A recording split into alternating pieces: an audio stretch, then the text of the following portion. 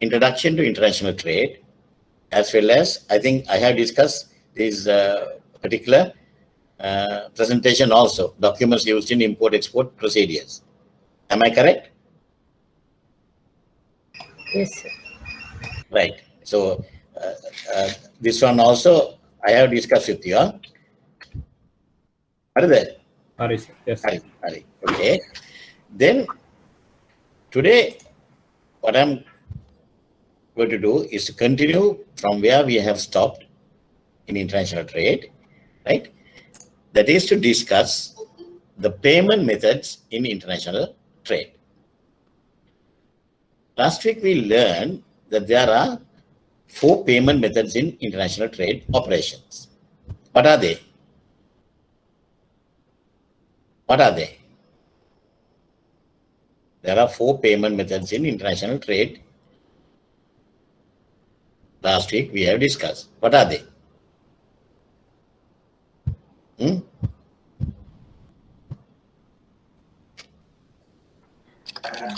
Advance payment. Advance payment, very good. Open account. Open account. Document credit. Documentary credit and documentary collection. Today we are going to discuss more in detail of each and every payment method, because the entire trade operations revolve around these 4 payment methods, right? So we'll try to discuss these payment methods in international trade in detail. Okay. The 4 payment methods, as you have mentioned: advance payment, open account, documentary credit, and documentary collection. And this choice of method between the buyer and the seller, between the relationship with them, buyer and the seller relationship, and the buyer's credit standing, and the competition. Those are the main areas that determines the choice of method. What payment method we have to select, right? Now, out of these 4 payment methods, open account and advance payment are not routing through banks. Between the buyer and the seller, the documents will be routed, and between buyer and the seller, the settlement will be done. So for that, you can understand, you have to have a very good relationship, very good rapport between the buyer and the seller. එකනට එකනා විශ්වාස කරන්නේ නැත්නම් අනිත් එකනට කනුව තියන්න පුළුවන්. නේද? Then we have to think about the buyer's credit standing. Whether the buyer is a creditworthy customer. Is he reliable? Otherwise, you will not get the money. On the other hand, if you send an advance payment, will the seller send the goods to you? If he is a culprit, he will not send the goods, right? So, like that, there are so many factors that will determine what method we have to choose, right? So, one is buyer-seller relationship, buyer's credit standing, and the competition. Uniqueness of the product. If it is a custom-made one, then seller has a big demand.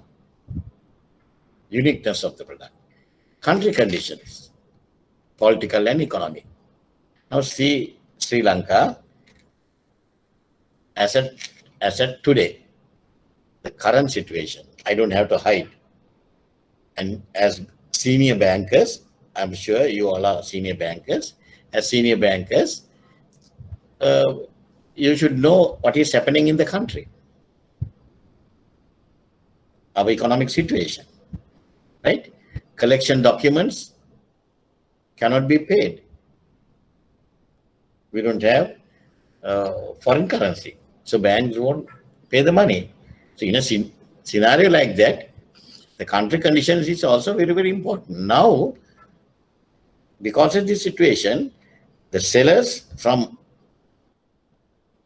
other countries, now they are reluctant to send goods to Sri Lanka, because they know, because of the economic situation in Sri Lanka, their payments might get delayed. Who wants to receive the money after so many months? එහෙම නේද? කාටවත් ඕනේ නැහැ මේ මාස ගාණක් ඉඳලා සල්ලි ගන්න. අපි ගිය පාර කතා කරානේ the buyer and the seller, what is their objectives? The seller's objective is to get the money immediately, right? Because of the country situation, if he is not getting the money, then he had to think about some other way, right? Cash flow considerations, transaction cost. If you open LCs, good, money is guaranteed, but there is a cost, LC cost, right? And some other like that, we can give so many reasons, right? So based on those reasons, factors behind the transactions, we determine what is the best method of payment, right? Now, payment methods, when we talk about the payment methods, the buyer's perspective or the importer's perspective, the lowest risk they are having is open account. Then the documentary collection. Then comes letter of credit. And the highest risk for them, for the buyer, for the importer, is cash in advance payment. Because once you do the advance payment, your money has gone. If the seller has not sent the goods to you, you will see stars. Taru payment. Right? On the other hand, the seller, the exporter's perspective, right? Cash in advance is the best cash flow for him because he is getting the money in advance. He is very happy. Then the letter of credit. His payment is guaranteed. Then the documentary collection. And the worst cash flow for them is the open account because he is not sure whether the importer will send the money, right? So that shows buyer and seller have reversed priorities. The දෙපැත්තෙන් බලුවාම කෙලින්ම reverse එකනේ යන්නේ. buyer's perspective එකේ reverse එක තමයි sellerගේ perspective එක.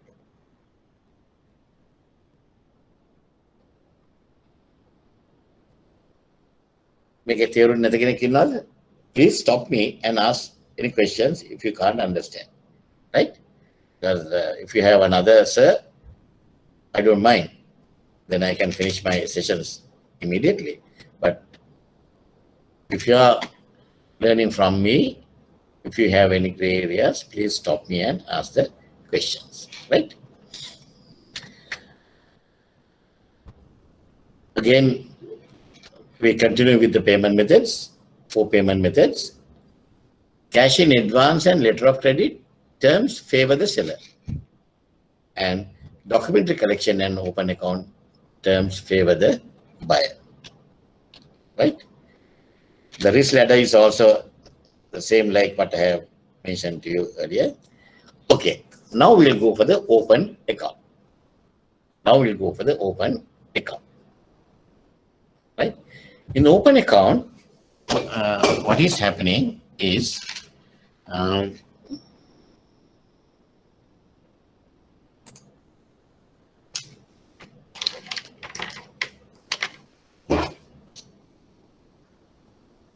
you can see the board? Can you see the board? Yes, sir. Yeah. Okay. We have buyer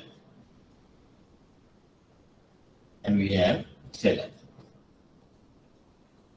Right? Between them, we have the sales contract which we have discussed last week. Sales contract. Sales contract. Right? Then as for the sales contract, this is open account. Huh?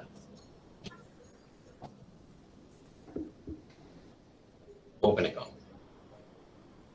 As per the sales contract, the seller will send the goods. Number one. Step one, seller will send the goods. Then, once the buyer receives the goods, what he will do is, as per the sales contract, he will do the payment. He will do the payment. Right? This is a very simple way of open account. Very simple way of open account. Right? Now, I will go back to the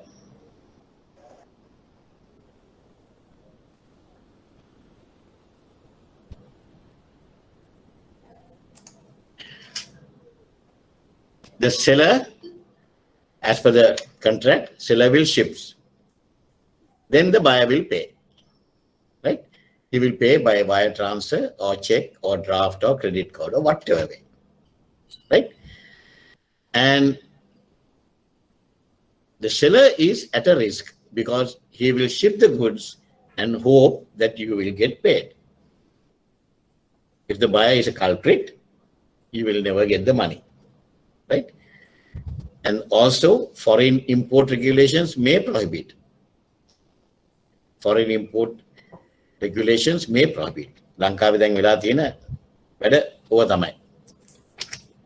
අපි ඇත්තටම ලෝක ඉස්සරහා පිට පුදුම අමාරුවක වැටලා ඉන්නේ. When the customer sends goods on open account and the buyer is a trustworthy guy, he wants to pay, he will pay in rupees, but we have to remit the money in dollars. We don't have dollars, so payments are getting delayed. Right?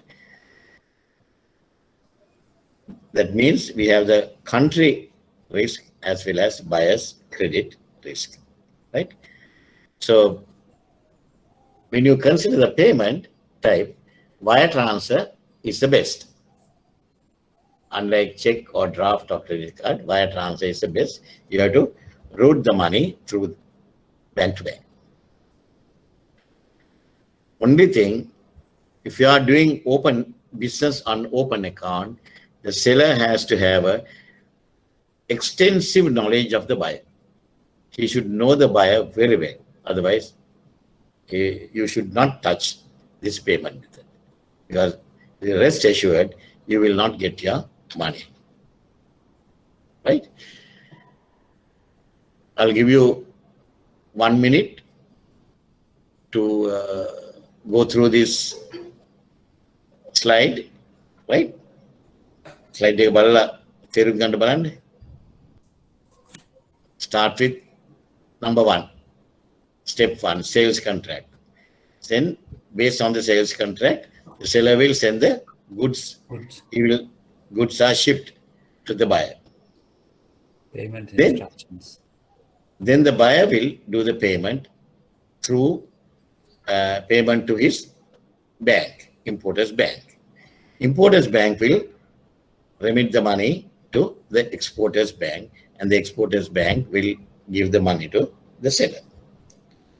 Right? This is the typical open account cycle. Is it clear for you? මම අර white board එක ඇන්දේ බොහොම සරල විදියට. දැන් මේක පොඩ්ඩක් ඊට වඩා වෙනස් කරලා තියෙනවා. නැත්තම් ලොකු වෙනසක් නැහැ. Is it clear? Yes, sir. Right.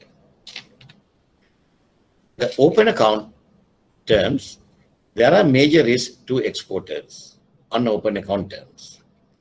Right? There are major risks to exporters on open account terms.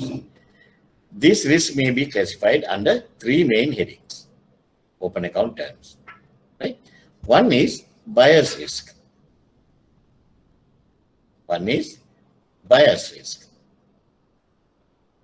Because I told you, under open account, Who is having the risk? Is it buyer or seller? Seller. Seller. Seller is having the risk.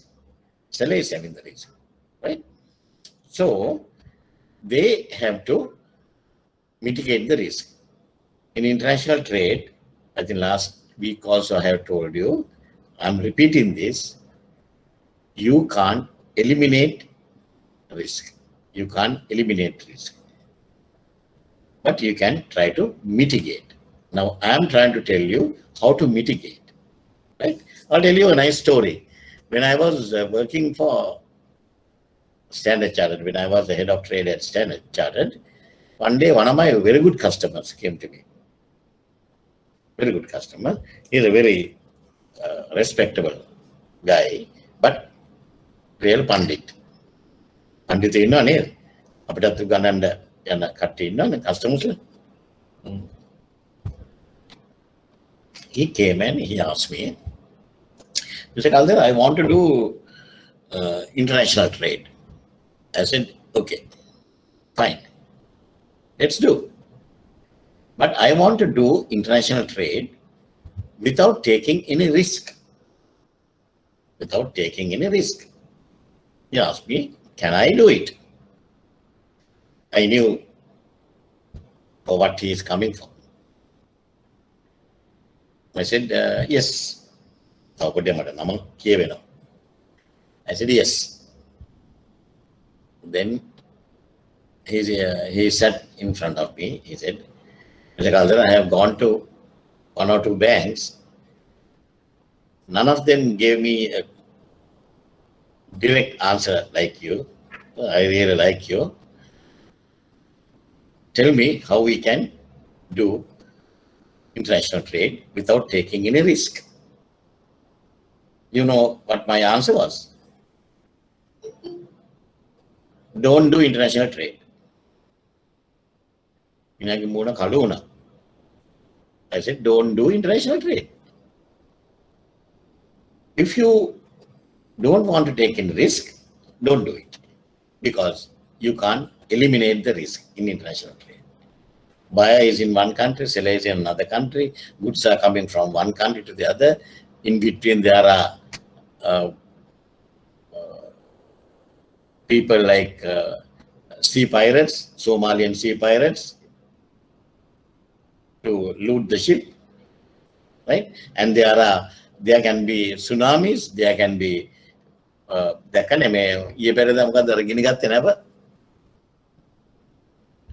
express pearl නේද? Express pearl.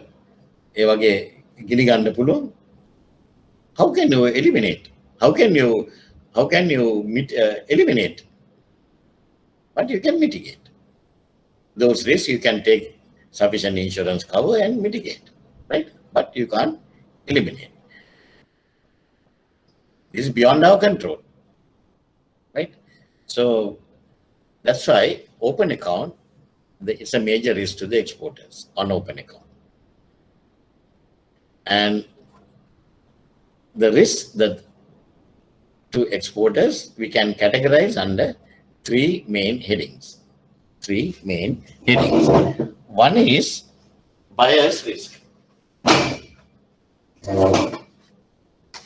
One is buyer's risk.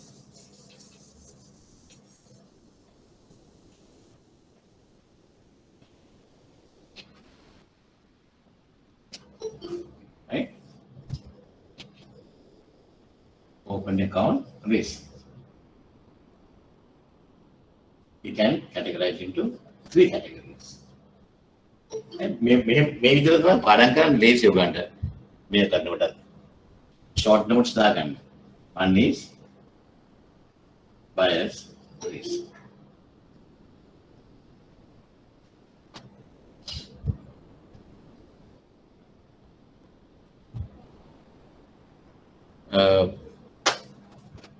Okay.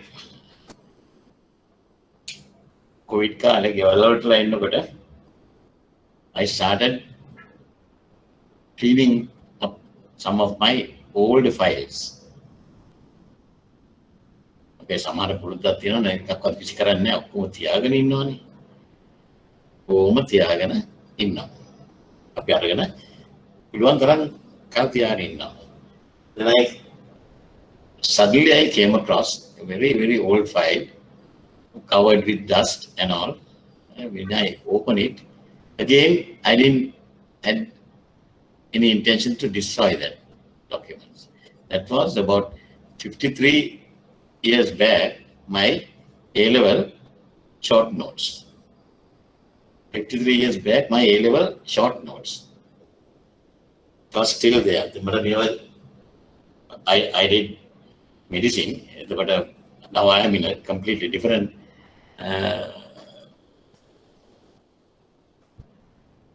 platform, right? But those things were there, very short notes, and among them there was another note given to me by one of my very good friends those days, my classmate. He is none other than Professor Ravindra Fernando, head of forensic medicine and leading #1 doctors in Sri Lanka. Right? හරිම ලස්සන මුත්තු කැට වගේ අකුරෙන් සිංහල අකුර මුත්තු කැට වගේ රවින්ද්‍රට හරි මේකක් තිබුණා. මේ ක්ලාස් එකේ සර් කියන්නේ යනකොට ලියන්නේ. හැබැයි මාර ලස්සන අපි ලියන්නේ විදමාතුරු ලියන්න වගේ නෑ. හරිම ලස්සනට ලියලා දීපිවත් වෙනවා. ඒ වගේ තමයි අර මේ වගේ පාඩම් කරනකොට හැමතිස්සෙම short notes දාගෙන කරන්නේ. So the open account risk, one is bias risk. Another one is country risk. Country risk.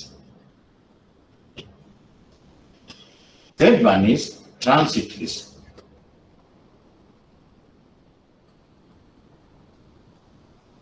Transit risk. Right? Now, bias risk is known as credit risk.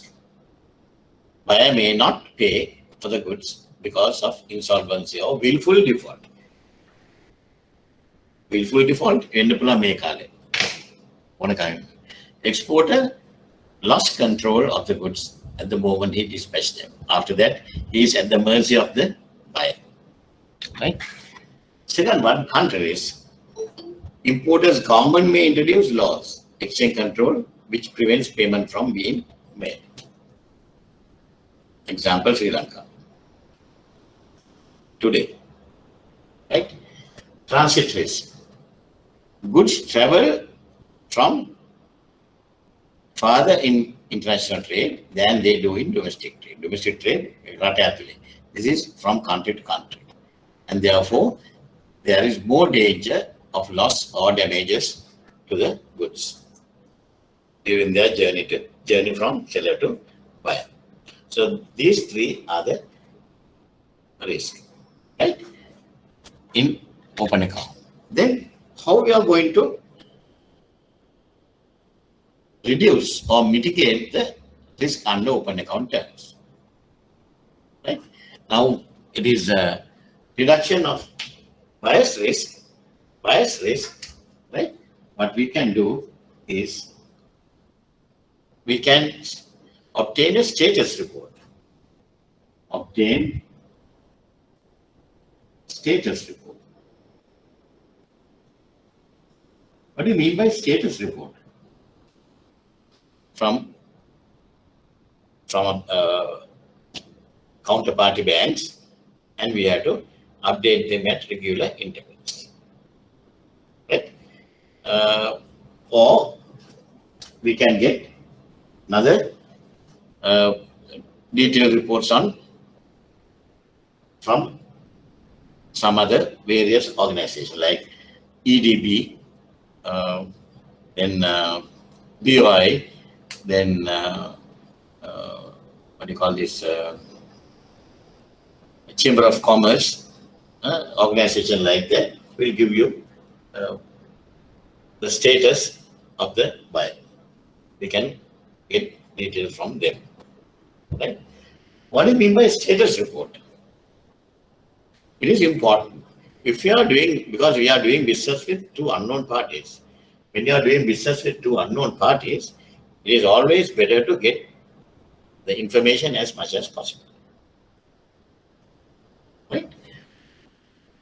Okay, for example, now these girls, now you have finished your graduate education, right? You have finished your A-levels, you have joined universities, passed as graduates, now join banks, right? You may be an executive, or you may be a manager, right? Now you are about 28 years, 29 years in your life. What is the next step your parents are looking for? To find a good partner for you. Good partner for you. If you want a patrol dano, මෙහෙමයි අපේ චරිතවත්ව මෙහෙමයි කරන්නේ බැංකු මාණ්ඩලික නිලධාරණී ඔක්කොම දාලා මෙහෙම දානවා. එතකොට එහෙම නැත්නම් තව එකක් බලනවා එහා පැත්තෙන් දාලා තියෙනවා ඉංජිනේර කෙනෙක් එහෙම නැත්නම් graduate teacher කෙනෙක් looking for a good bride, right? Then කිලිමල් කතා කරලා ආරයි බන්දලා දෙනවද? කතා කරන්න මම මේ බොහොම සරලව උගන්වන්න ඕගලන්ට. බරට යන්නේ නැහැ. බරට ගිහිල්ලා ඕගලන් අමාරු දාන්න නැතුව මේ පාඩම් නොකර පාස් වෙන්න තමයි මම උගන්වන්නේ. මගේ ක්ලාසස් එකේ ළමයි පාඩම් අඩුවෙන් යන්න පුළුවන්. හැබැයි අමාරුම සබ්ජෙක්ට් එක. ඔයගලන්ට තියෙන අමාරුම සබ්ජෙක්ට් එක මම උගන්වන්නේ පාඩම් නොකර යන්න. right? මේ දෙන ස්ටෝරීස් වලින් ඔයගලන්ට ගන්න ඕන ඔළුවට. විහිළුවෙන් හරි ගන්න ඕන. එහෙම බන්දලා දෙනවද? No. Yeah. The parents will start looking for this guy. Chasing his background. What sort of a person? He's from Kandy, for example. He's from Kandy. Now, you are from Colombo. Then the Amir Tati will call one of their friends living in Kandy and give this address and of that guy and ask him to look for him. On the hoila balalakote egollayla kiyana ara ekora kapuwak tinan kana ayyo mahathya show kattara mahathya beer එකක්වත් කටේ තියන්නේ. එහෙමනේ කියන්නේ beer එකක්වත් කටේ තියන්නේ. ඉතින් අන්න මේකලා දෙනවා. අපි බාගෙට හොයලා දෙනවා. වෙඩින් එක දවසේ හරි හෝම් කමින් එක දවසේ බලන්න පුළුවන් මනමාලයා පුටුවක් උඩ ෆ්ලැට් වෙලා. ඇත්ත කපුව ඇත්ත කියලා තියෙන්නේ. එයාක බියර් එකක් බොන්නේ නැහැ හැබැයි හොඳට බොනවා. කන පහත් වෙන්න බොන එකෙක් හැබැයි බියර් බොන්නේ නැහැ. හරිනේ? right? අන්න ඒ වගේ තමයි මේ ස්ටේටස් රිපෝට් එක හරියට ගන්න ඕනේ. හරියට ගත්තේ නැත්නම් ස්ටේටස් රිපෝට් එක අපි යන්නේ wrong track. And once you take that status report, you have to keep on reviewing it on a regular interval, at least once a year, because any business can go bad within few weeks. Any business can go bad, but then kiyan bad nang. Adu udit morning news වලට ඒ නම් දෙකක් කියවනවා. ලංකාවේ leading companies there. Nowadays they are really stuck in a bad position. Right? Leading business establishments. So these things happen. So once you take a status report and just keep quiet, it won't do anything. You have to get it regularly updated. Then reduction of country risk. How we are going to do the country risk? Now it's easy. Country risk, you can do, you can obtain political law, economic reports. Right? Political law, economic reports. කොහොමද මේක ගන්න තියෙන්නේ?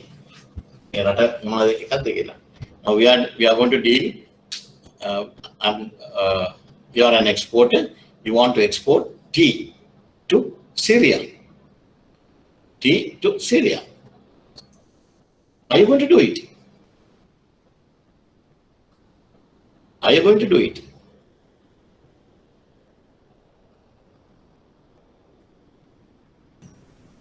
Tell me. No. No? Huh? No. No, why? Why? Why?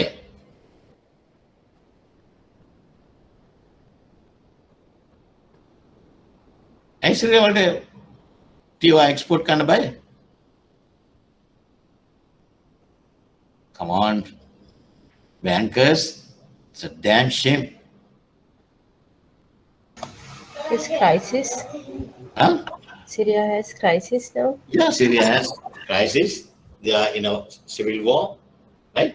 And because of the war situation, we are not sure whether we can get the money or not. We don't know what sort of embargoes they will impose, right? So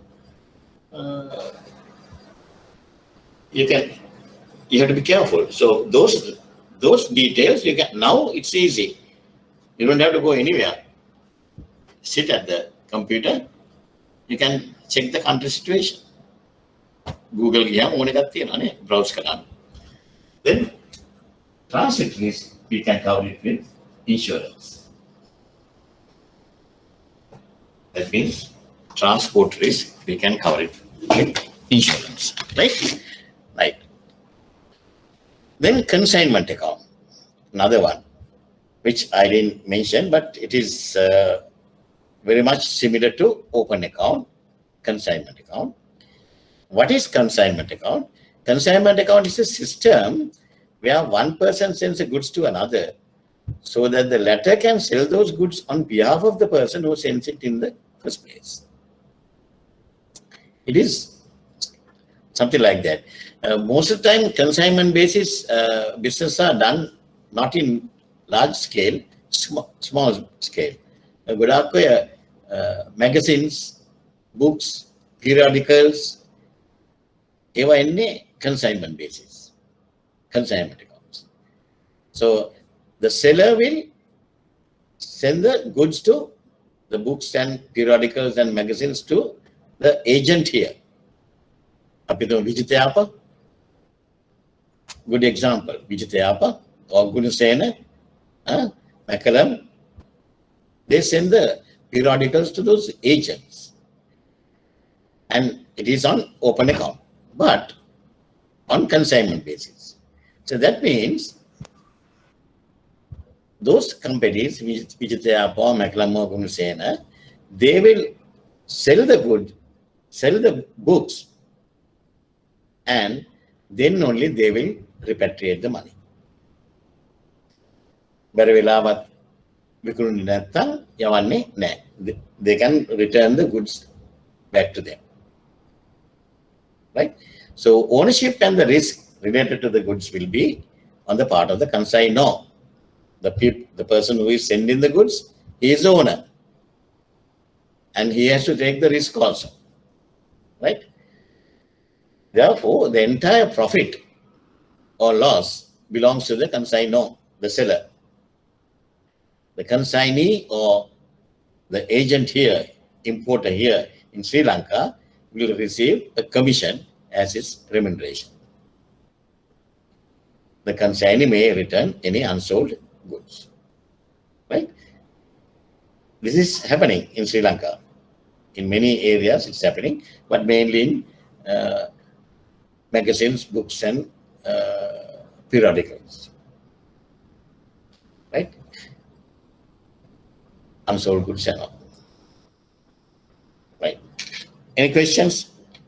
Now you understand the difference between the consignment account and open account. Right? Open account, it is the responsibility of the importer to send the money. whether he sold the goods or not. Right? Here, whatever he sold, he will send the money. The difference between open account and consignment account, an open account transaction is a sale where the goods are shipped and related documents delivered before payment is due. The ownership and the risk of goods transferred to buyer, and whatever the profit or loss is for the importer. The exporter receives only the agreed price on agreed date. But consignment account, the exporter will receive the entire thing, and the consignee or the importer will receive only the commission, right? The second payment method, the main payment method, cash in advance or advance payment. Advance payment. Now, advance payment is the reverse of open account, right? Between the buyer and the seller, first the buyer has to send the money to the seller in advance. Then only he will send the goods, right? Then only he will send the goods.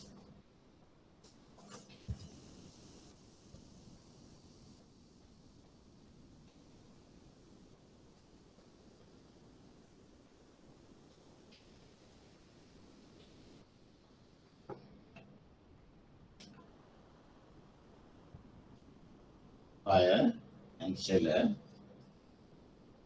between them, what is there? Nothing. Contract. Huh? Contract. Come again about it. What contract? Sales contract. Sales contract.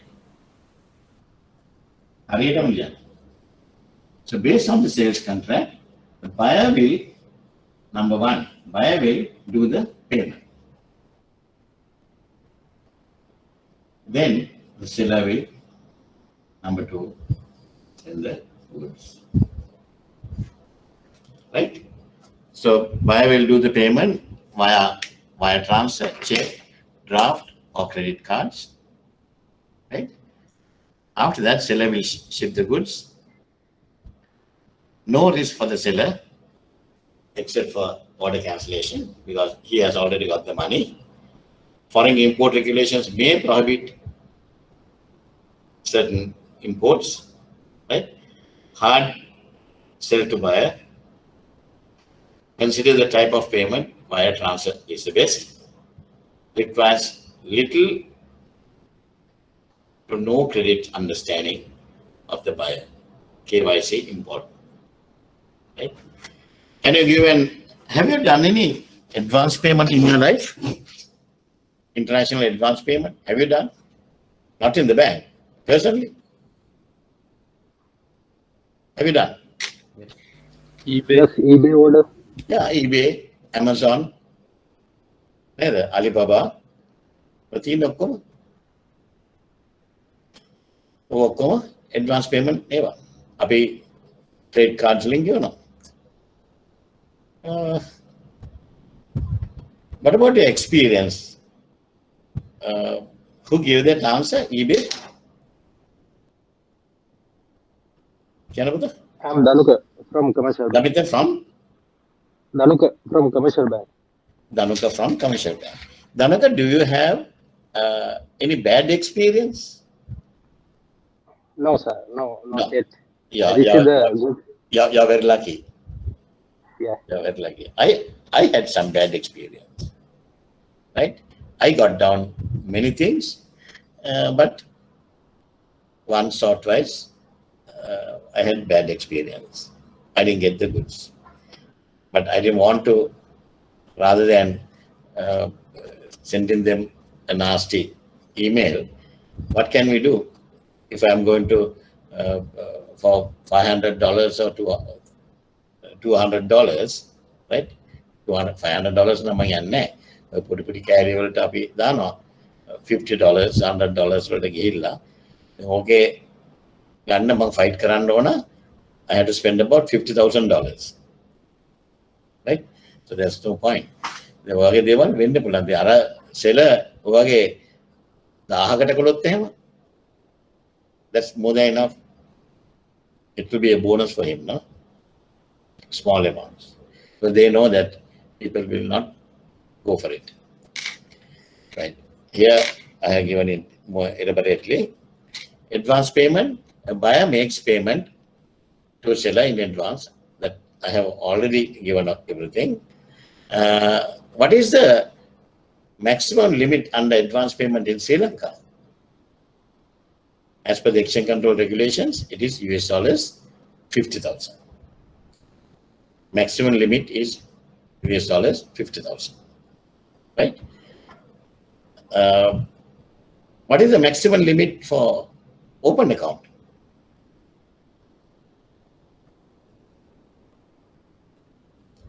What is the maximum limit for open account?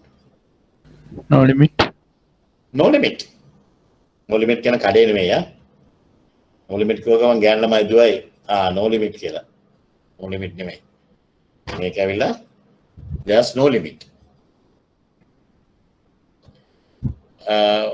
Danaka, you are in commercial bank, which section, which area? I'm in card center, sir. Card center. I'm sorry, I didn't get it clearly. I'm in card center. Card center. You're in card center. Anybody in branches? Any participants working in branches? Huh? Aloka?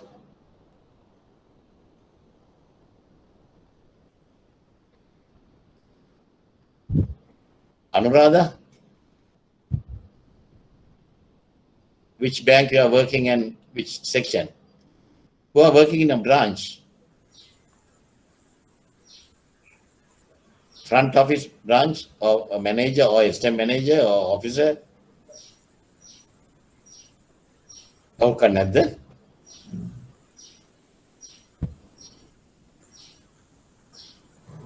දැන් ඉතින් මට නම් කියලාම අහන්න එනවා. Right? Ashiri? Which bank you are working? නැත්තම් උන්ට join වෙලා මාරු වෙලා කියලාද? අර පේන්නේ ඒක ඒ වගේ. Bank of Ceylon. Huh? Bank of Ceylon. Bank of Ceylon. Yeah, Ashiri Samarasekara. Yes, sir. Yeah, Bank of Ceylon. Which branch or which section? Head office card center. Head office card center. All are card center. I am asking for a person who is working in a branch, whatever the bank. Can somebody volunteer? Then we can continue this discussion. It will be very important. Huh?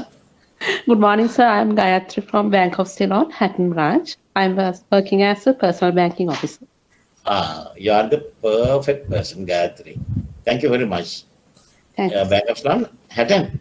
Yes, sir. Right. Just she has a backbone to speak. ඔන්න ඕක තමයි අපිට නැත්තේ. මේ බැංකර්ස් ලා මම ළඟදී දැක්කලා තියෙනවා.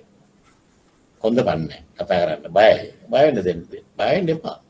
කතා කරමු. මම ඕනම භාෂාවකින් මම කතා කරන්නේ. එතකොට now Gayatri, now you are in Hatton. Hatton, you are the ideal personal banking officer.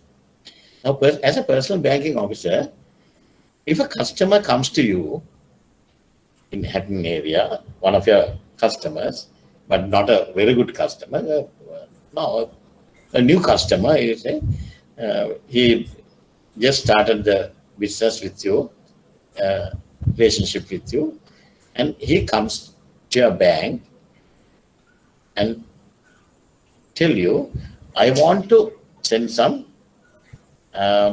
money in as advance payment. Advance payment. Right? Advance payment. He has come to you with an invoice. He has come to you with an invoice. Invoice is for import of textile. Import of textile. They hadn't got the good textile, and the amount is US dollars 49,500 to Sarjan. Can we do this payment? Gayatri, can we do this payment?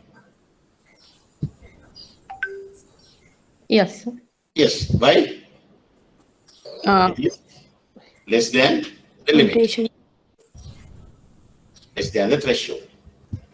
Then, the same day, he gave you this thing today morning. The same day, he comes to you with another invoice to import textile, US dollars 49,000, money to be sent to Hong Kong. Can we do this?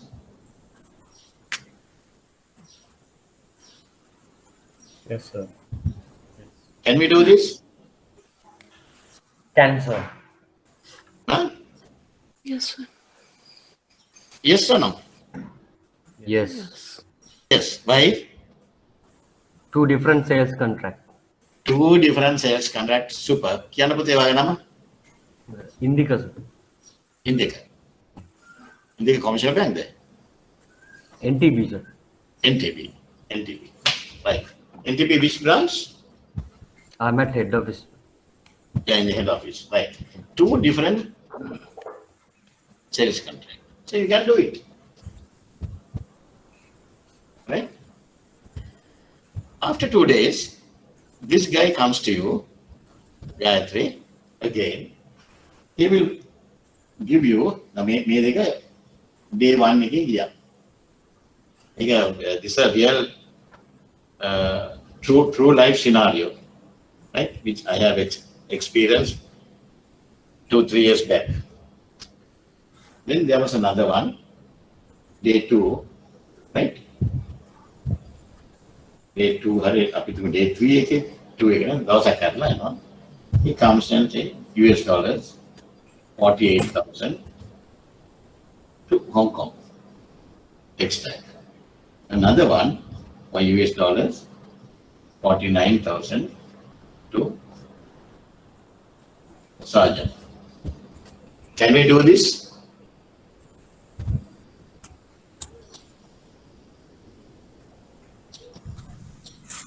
Can we do this? Branches, you will come across these things. Right. Okay. Now, are we going to do that? But there's no legal obstruction not to do it. Right? But as a prudent banker, now you have to think, what the hell this guy is doing? From where he is getting this money? $100,000 can, it's not an easy amount. Or 20 million rupees.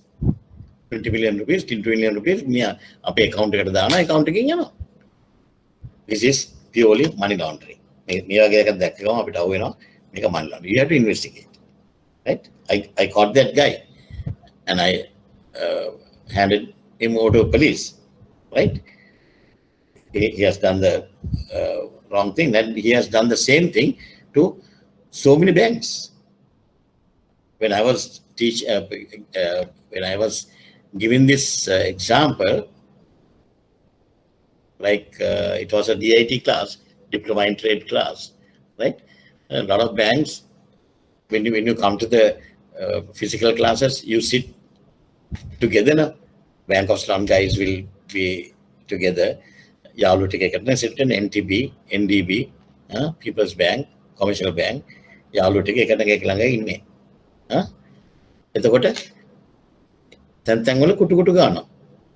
Then I asked why. Then one girl from Bank of Ceylon asked me, "Sir, is this the name of this guy?" I said, "Yes." "How do you know?" "No, sir, we have done 6 such transactions."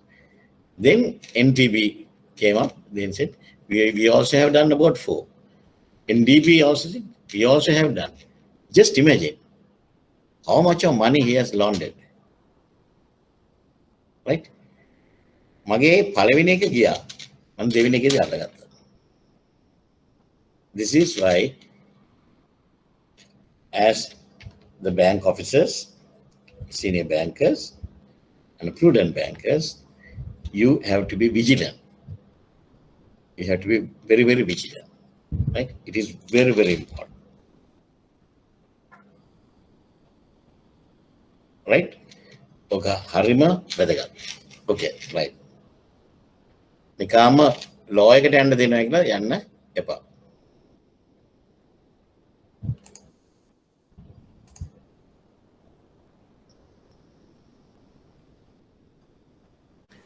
Now the third one, right? Third one is documentary collection. Now we discuss about open account, we discuss about consignment accounts, then we discuss about advance payment. Now the third one, the third main one, the consignment account is part and parcel of open account, right? So the third main payment method is documentary collection. Now all the previous ones what we have discussed, the open account and the advance payment and consignment account, all those things are happening without routing the documents and without routing the documents through banks. It is always direct buyer to direct seller to buyer, direct seller to buyer, not routing through the banks. Therefore, banks will not give any undertaking now. They don't have any obligation, responsibilities, nothing. But the documentary collection is one step more than that. One step more than that. But still, the banks will not give any undertaking, right? Now, here the learning objectives is more elaborate.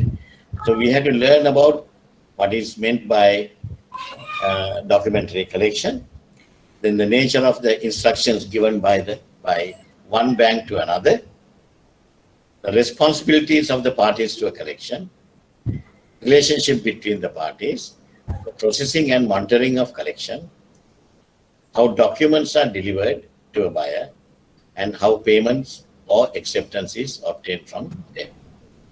What happens when payment is not forthcoming? So those are the things we are going to learn under collection documents, right?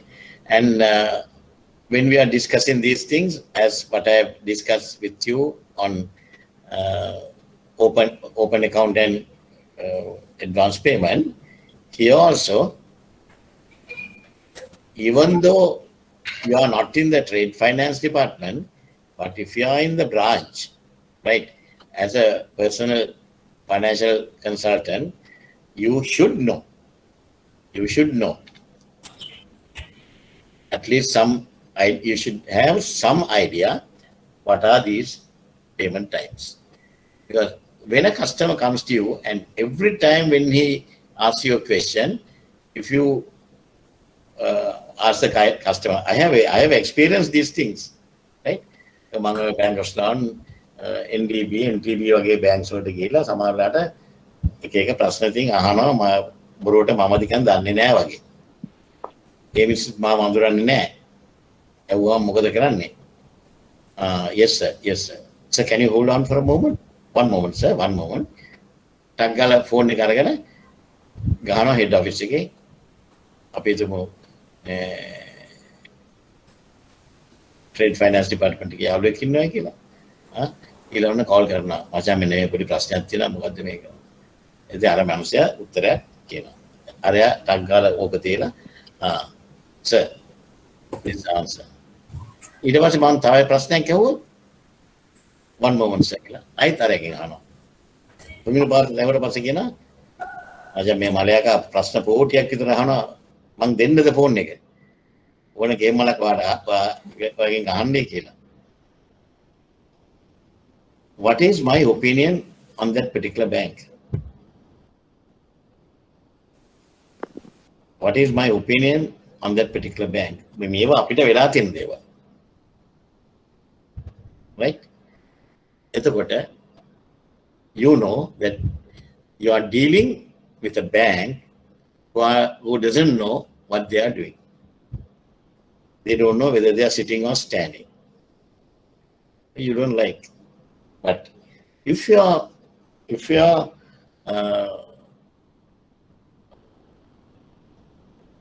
whenever you ask a question, if the other guy tells you something, and for nobody knows everything, no? So certain clarification, yes. But the basic ones you have to cover, right? Advance payment hari.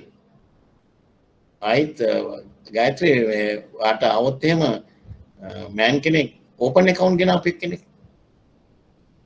Open account බඩු ගෙනල්ලා. Now he has to pay the bill. He has to pay the bill.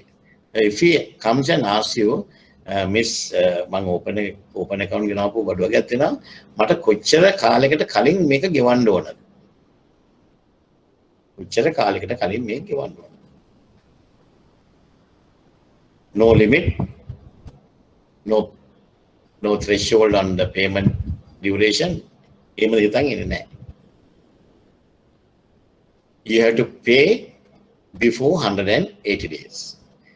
Over 180 days, it will be monitored by the customs. Because the goods have come to Sri Lanka, we have not sent the money. Whenever we send the money on a particular set of goods, which we have already cleared, we upload the custom declaration in the bank. We call it CUSDEC.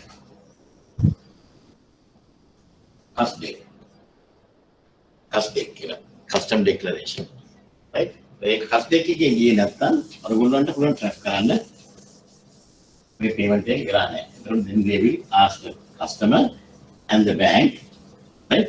And sometimes they can blacklist the customer. So those areas you should know as a bank. Right? Now the documentary collection is a compromise between two extreme models, that is open account and advance payment. Right? The bank is not involved in any undertaking to pay the seller, but the bank acts as an agent. They are doing a post office job. Right? They are doing a post office job. The documents are routed through the banks, but they don't give any undertaking to the seller that you are going to get paid. Only thing what they do is the documents are routed through the banks and they are doing a post office job. Now, for example, when you send a letter by post, right? When you send a letter by post, the postman will come and deliver the letter, or the postmaster will ask the postman to go and deliver the letter to this address. It's something like that, right? Other than that, if the postmaster is going to open the letter and read it and then only to deliver, එහෙම කරනවද? එහෙම කරනවද? No, sir. එහෙම කරන post masters ඇත්තද? ඉතින් මම දන්නේ නැහැ. මේ ඔයගොල්ලෝ සත්‍යයක් තියෙන එකනේ. right? එහෙම කරන කට්ටියත් ඇති ඒක පොඩි thrill එකක් ගන්න. letter එකේ මේ envelope එකේ address එක දැක්කම මම දන්නවා මේක මොන જાති letter එකක්ද? මල් කඩන එකක්ද? එකක්ද කියලා. ඒක ගහන්න කොහොමද? නිකන් නෙමෙයිනේ. address එක ගහන්න උඩින් ගහනවා යන්න සොයා මෙන්න මෙයා කියලා. ඊට පස්සේ තමයි address එක ලියන්නේ. මම දන්නා ෂුවර් එකටම මේ කෙල්ලෙක් කොල්ලෙක්ටර් න ලියුමක් තමයි කියලා. සමහර ඒවා කඩන නියුමුත් ඇති. හැබැයි post office taking අපි එහෙම කරන්නේ අපි කරන්නේ ඩිමාන්ඩ් ගන්න බාර දෙන එක විතරයි. But there are certain things before handing over the letter, they have to ensure that the exact revenue has been paid. What is the revenue they are looking for? They want to see whether the stamp is affixed. මුද්‍රේ ගහලාද කියලා බලනවා. මුද්‍රේ තමයි revenue එක නේ. ඒක නැත්තම් සමහරට කියයි මේක සල්ලි ගෙවලා ගන්නයි කියලා. ඩබල් ගෙවන්නේ කියයි. right? ඒ වගේ තමයි අපේ මේ ගන්න. මේකත් ඒ වගේ documentary collection කියන්නේ the bank acts as only an agent. Right? In documentary collection, it's a disguised open account transaction. It is something similar to open account, but something better than open account, right? But less secure than the letter of credit, LCs. But more secure than the open account. More secure than the open account. The benefits are, when we open an LC, then we have to have customers' limits, line of credit. But here we don't want to have any line of credit, right? And very inexpensive. If you open LCs, then there is a cost to that. Now here, very inexpensive. Effective if properly structured. Effective if properly structured. And use of correct Incoterms, role of banks and freight forwarders. We have to see. It is better than open account, more secure than open account. The risk to the importer is little more than in documentary print, right? The risk to the exporter is much greater because it does not have a bank's guarantee as in the case of a LC. But he may have control over the goods through the collecting banks. Okay, he may have the control over the goods through the collecting banks, right? Fine.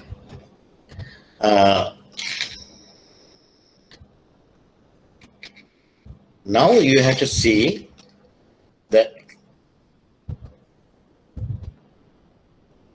collection operations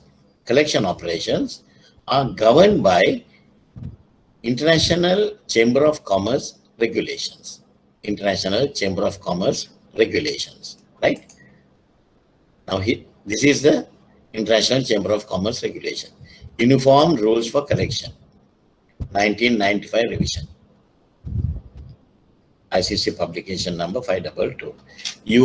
In shortened form, we say URC 522. URC 522. Right? Now, this URC 522 consists of 26 articles. These 26 articles, I want you to study. That's why I have given. Today itself, you have to get a printout of this. Don't keep it there and study. You can't, right? Make a printout tag gun. Printout tag aragana.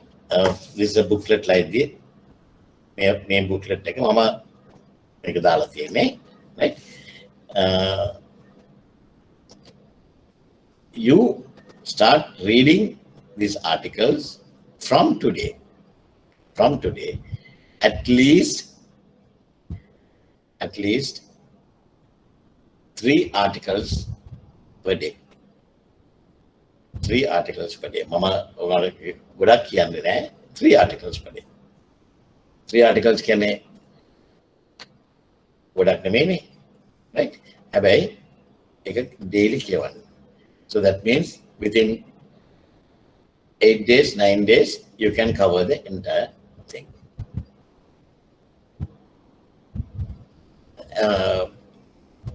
Don't postpone it, because in our next week, you are going to get another set of articles, 39 articles, which you have to study and understand.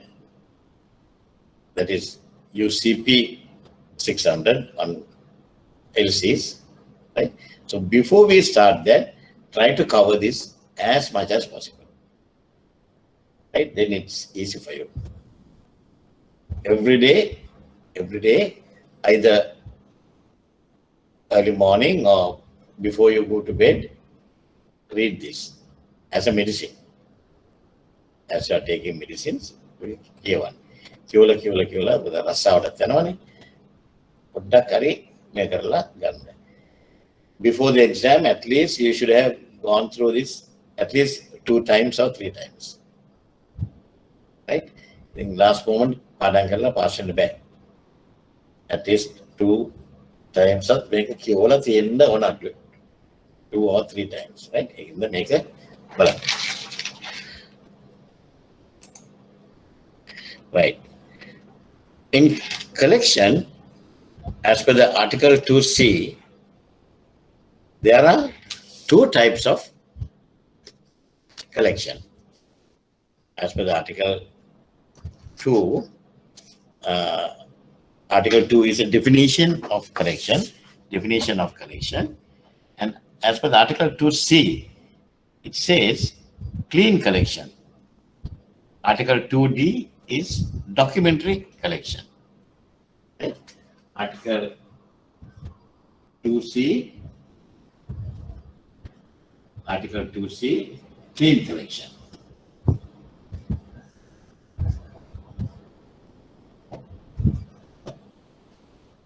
Right. Article 2D,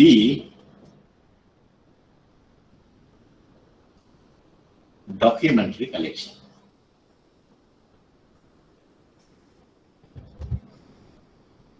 Documentary collection. Now the difference between the clean collection and the documentary collection, as per the Article 2C, you can read, clean collection means collection of financial documents not accompanied by commercial documents. Last week, we discussed about the documents in collection, various documents in collection. What are they? Can somebody start, Indika? What are the documents in collection? We discuss it.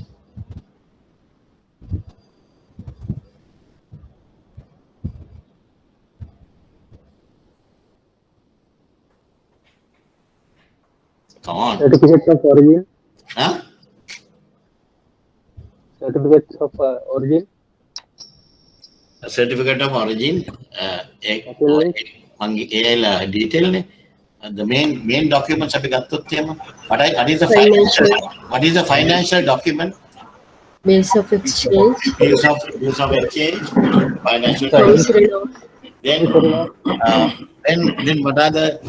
what is the transport document? Bill of lading. Bill of lading or airway bill. Insurance. Insurance certificate or insurance policy. Very good.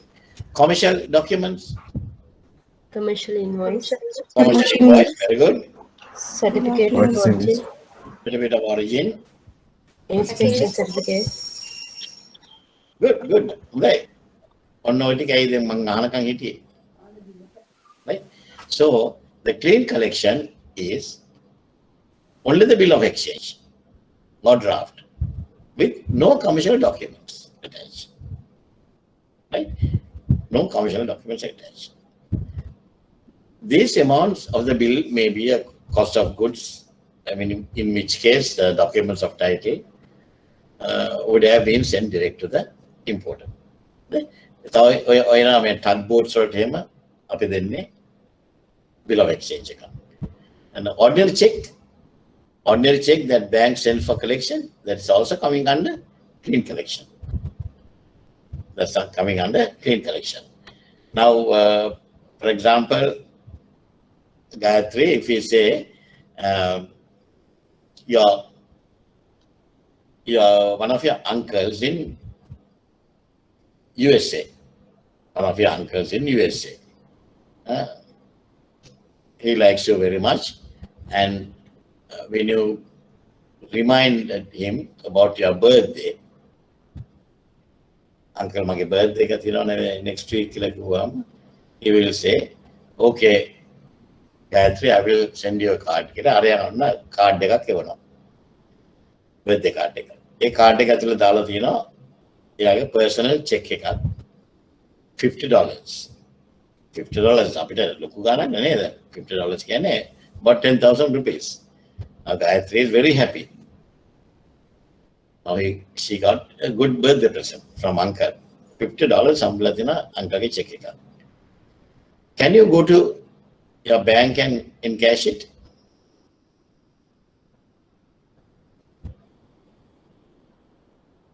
Can you go to your bank and encash it?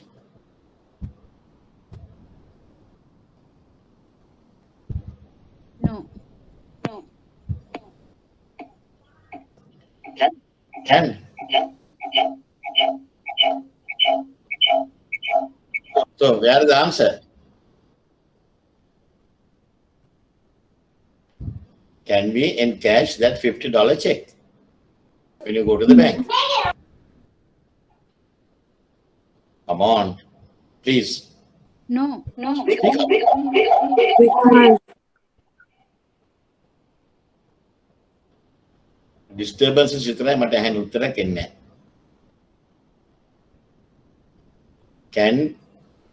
are you going to Indika, are you going to encash such check if they bring the check to your bank?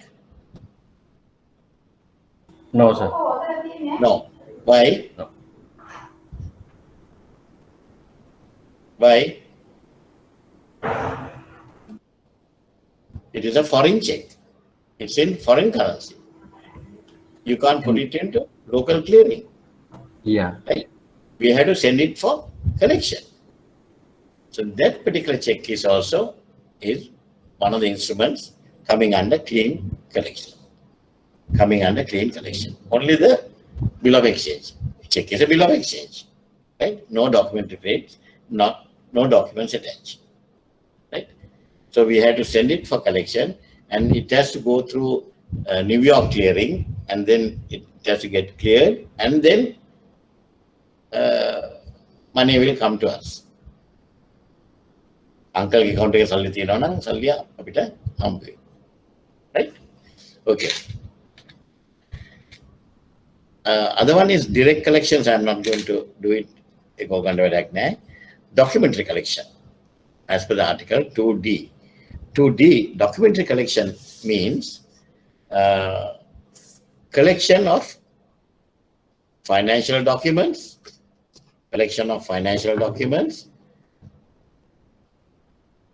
accompanied by the commercial documents. Right? Documentary collection means collection of financial documents accompanied by commercial documents, or commercial documents not accompanied by financial documents. Commercial documents not accompanied by financial documents. So here, the most important thing is the documents. Documentary collection, right? Documentary collection. It has to be financial docs plus financial docs plus documents, commercial documents. Commercial documents. This is documentary collection, or just the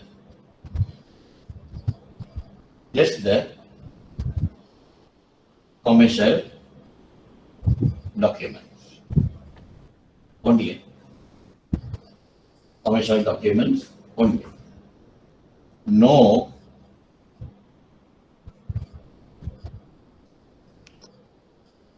financial docs. Bill of exchanging and no commercial, no financial documents, only the commercial documents. So those two are the those two represent a documentary collection, right?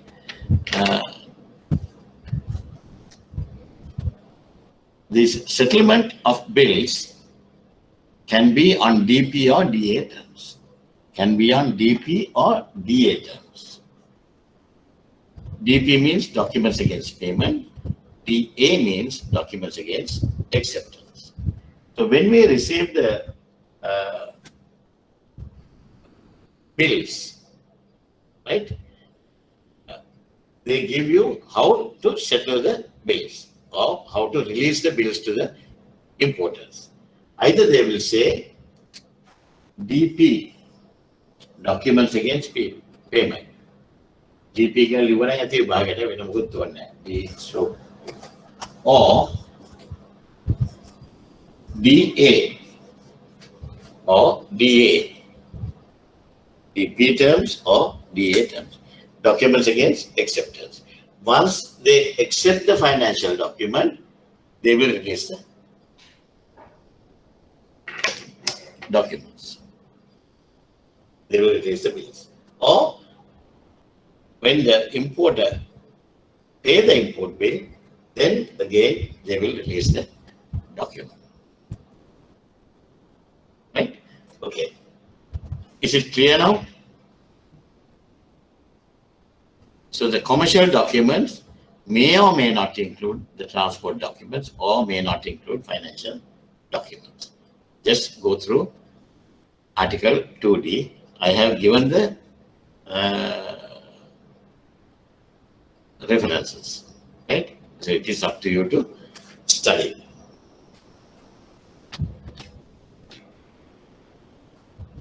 Now, according to the Article 1 outlines that the rules will apply when incorporated into the text of a collection instructions. When you send the collection instructions, the bank, the exporter's bank, will have to say they follow, it is subject to ICC rules. URC 522. ICC rules, URC 522. Then only these articles will be applicable to the collection. If they are not mentioned, you are seeking fight current, right? Article 2 defines the meaning of collection and outline the concept of financial and commercial documents, right? Okay. Now we'll see who are the parties to a collection. Who are the parties to a collection? It's very interesting. There are certain names which you have to study and study by heart. By heart, right? Who are the parties to a collection? There are so many names for the seller. One name is seller or the exporter or the drawer or principal. Why he is calling seller and exporter is no issue. No? Why he is called as drawer? Drawer of what? Cash. Drawer of cash? No.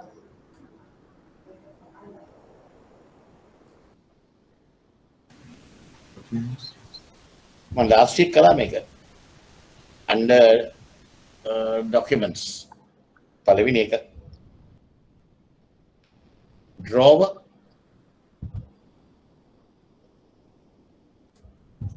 of what? Bill of exchange. Bill of exchange. Who gave that excellent answer? Danuka from Commercial Bank.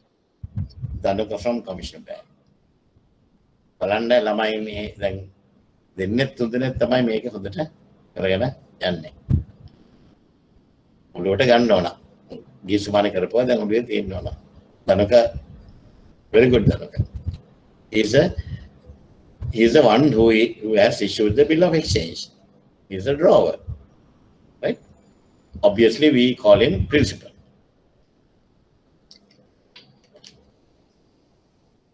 Why we call him principal? Why we call him principal? Who is the principal of a school? This guy is like a principal of a school. Who is the Head of the principal? school. Huh?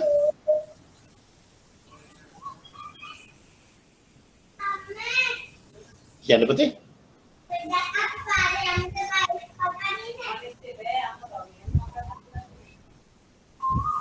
Right. Cuci kerana bentar ini deh. Enak putih mute karagan, okay. Who is the principal of a school? Is the head. In a school, principal is the one who gives orders to the teachers. Am I correct? Yes, sir. Yes. And he is the one who gives orders to the students. He is heading. Even the Parents Teachers Association will work according to his instructions. He is the boss. And that's why we call him principal. The same concept. This guy will tell us what to do with this transaction. And we are obedient servants. We all are obedient servants. Right? But he will give us all the instructions. We have to work according to his instruction. So the seller here plays a major role. Then comes seller's bank. Seller's bank. Seller's bank we call a separate name. We call it remitting bank. Remitting bank. That means they are the people who will remit the documents, not the money. Who will send the collection documents. Right? Remitting bank. That's the party that sends the collection. That is exporter's bank. Then the collecting bank. Collecting bank is generally a bank in the buyer's country. Right? Puganda board again, Antangari pay no the production one. Adala Punda Penna. Pay no other? Answer. In the neck. Pay the mother. You'll have a pin it there. But a boat again. Or chicken under that now.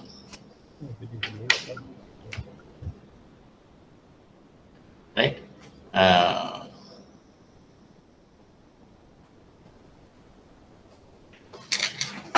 Mela karana tu rana hundai.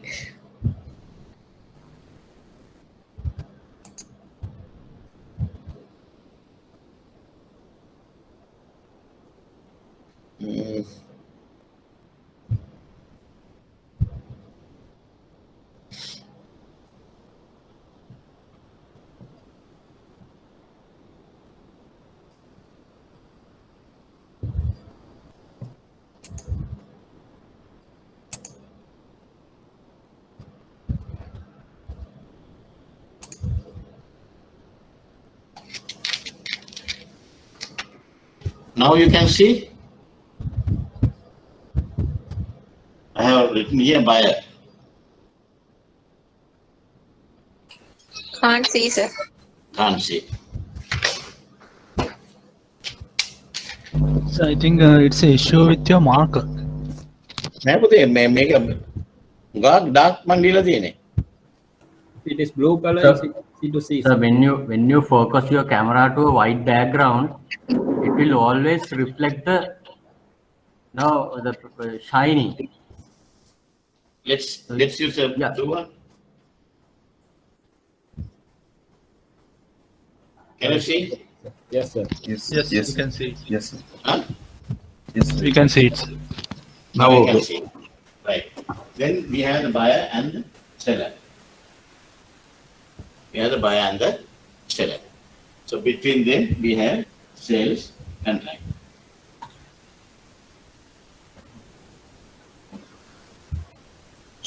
We have the sales contract. Right? Presentation, ඒත් එන්නේ නැහැ ලෝකෝනේ. හරි clear එන්නේ නැහැ. මේ blue එක විතරයි පේන්නේ. black එක පේන්නේ නැහැ. black එක හොඳට black එක පේන්නේ නැහැ කියලානේ.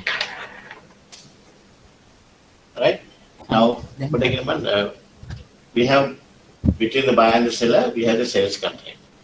So based on the sales contract, this is number one. Right? This is number one. Then pay another number one again. Oh, sir. Yes.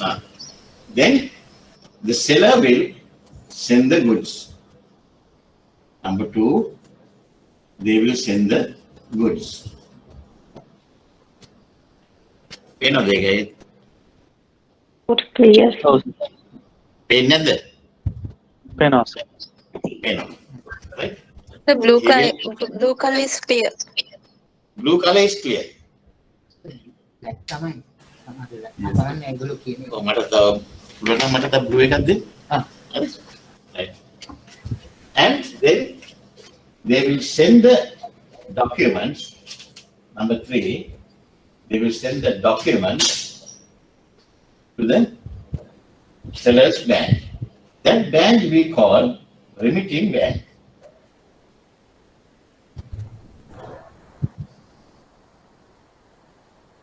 That bank we call the remitting bank.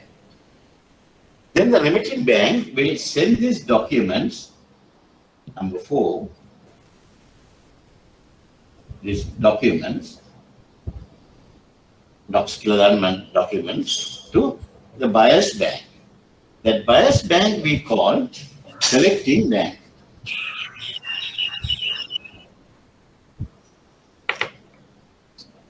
Collecting bank, thank you.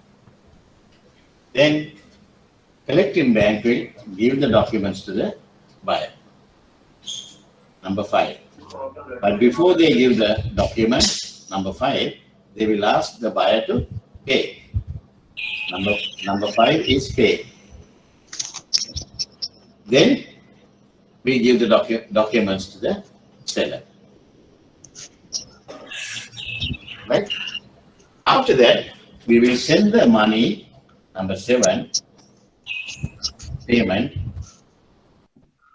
to the remitting bank, and the remitting bank will send the payment, number eight, to the seller. Remitting bank will do the payment to the seller. So this is the basic cycle of collection. Right? There are two banks involved, remitting bank and collecting bank. Now, collecting bank is buyer's bank, remitting bank is seller's bank. Right? Remitting bank is seller's bank. Fine. Now let's see. So can you repeat the Pardon? process? Sorry, I can't hear you. So can you explain again the process? Right, I will explain to you.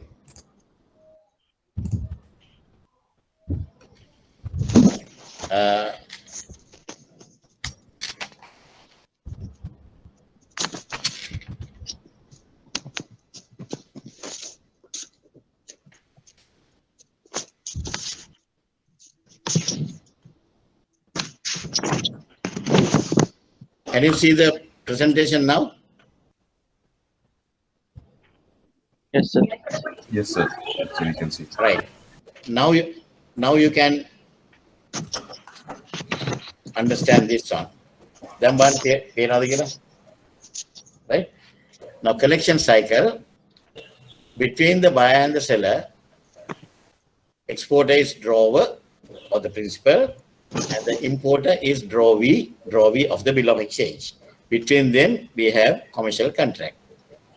Right? So, can you explain again? You can see this presentation, Dua. Yes, sir. I can. Right. Now, between the buyer and the seller, we have the commercial contract. And commercial contract, based on the commercial contract, The seller will send the goods. Number 2, goods are shipped. And then give the documents to the remitting bank. Documents to the remitting bank. Documents submitted. Right? Then the remitting bank will, right? The remitting bank will send the documents to the presenting bank or the collecting bank. I'll give you the explanation later. Presenting and collecting, right? Presenting bank or the collecting bank. Then, when the importer's bank receives, the collection bank receives the documents, they will inform the importer, okay, now we have received a set of collection for you. Please come and pay the bill. We have been asked by the exporter, principal or the drawer, not to release the documents unless you pay. Not to release the documents unless you pay. So based on that, they will come and pay. Based on that, they will come and pay. So we debit the account. And then only we give the documents to them. Then they will go to the customs with the necessary documentation, with the BL and all, and then they exchange the BL for goods. They clear the goods. And the presenting bank, now they will, since we have debited the customer's account, now we are going to reimburse the money to the remitting bank. So we are remitting money to the remitting bank. We will reimburse the money to the remitting bank.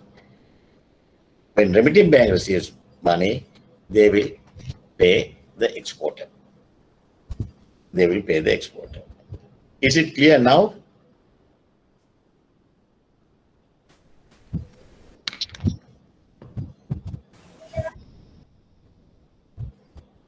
තව කොහෙද Grey area එකක් තියෙන්නේ? ඒක මගේ මාත් එක්ක විසඳ ගන්න නැත්නම් ලෙඩක්. අපේ පරක්කුවට කවන්නේ අපි හරියට යනවා.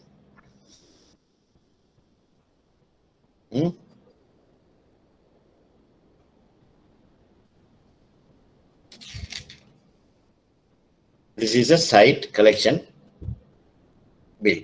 This is a site collection bill. ඔයගොල්ලන්ගේ වචනයක්වත් ආවේ නැහැ. Right? Okay. Then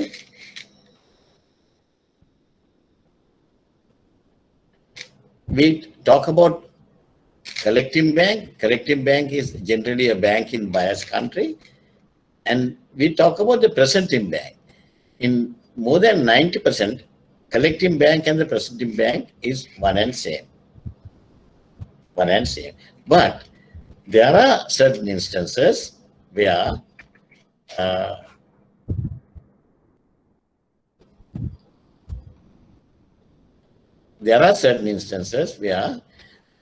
the collecting bank doesn't have the customer's account. Customer is maintaining account with some other bank. So the bank, collecting bank, has to send that documents to the customer's bank. That particular customer bank is called, in importer's country, presenting bank. By 90% of the time, both banks are same. issue එකක් වෙන්නේ නැහැ. ඔක වෙන්නේ මේ correspondent banking facilities නැති බැංකුත් එක්ක ගනුදෙනු කරොත් විතරයි. Right? Now, earlier we mentioned about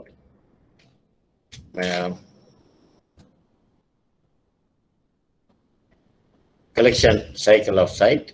Now we'll say collection cycle of users. Users. That it means to pay on a future date. DA, documents against acceptance, and to pay on a future date. Right? Here the same thing between the exporter and importer, commercial contract, it is the relationship. The exporter will send the goods, shipment, and then give the documents, collection order to remitting bank. Remitting bank will send the collection order to collecting or presenting bank.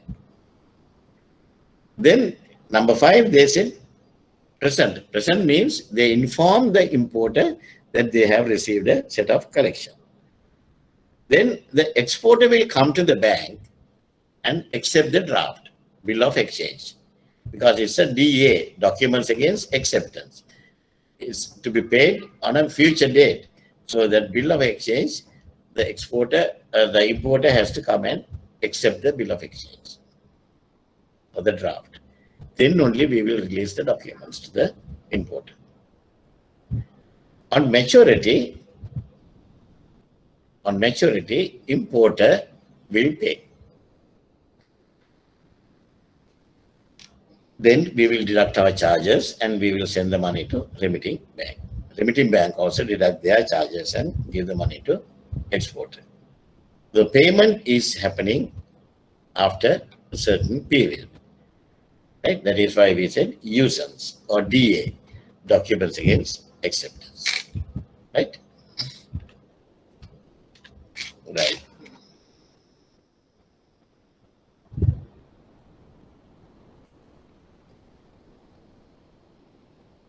Okay. Then relationship between the parties, principal and remitting bank. I had to use the board little. It was a volume of a good duck. Trusting good in a comedy. But anyway, now it's 10:20. 10:20. We'll take a small break. And come back in 10 minutes time and continue the thing. I'm keeping a track on the participants, right? I've asked these people also, but I have seen when I give a breakdown, because I'm a poor guy, keep on talking, and you guys are just listening or daydreaming or sleeping, right? Or we don't know. We can't see now. But in my case, I'm talking non-stop. And after the break, I have seen about 10-15 people missing. It is up to you. If you think we don't have nothing to worry, this guy's presentation is being recorded, right? I can listen to that and I can get through. A big mistake. A big mistake. A lot of people think like that. They overestimate themselves, right? And they think that they can do it. If you want, you can do it. There's no hard feelings, right? But I'm sorry for the guys. Right? If you want to get through the exam, a new area, you have to be in touch, right? So please take a small break. And then Amarathina, Pudiatin in the Gatia, Puda Palala, take up a dealer, Tagala, Illa, a bit ready remove in 30. Okay? Fine. By 10:30 like that, yeah? Now let's discuss about the relationship between the parties. Right? First, the principal and the remitting bank. Like that, we will go on discussing the relationships.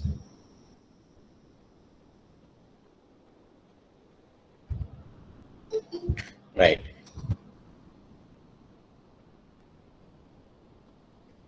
Can you see the presentation?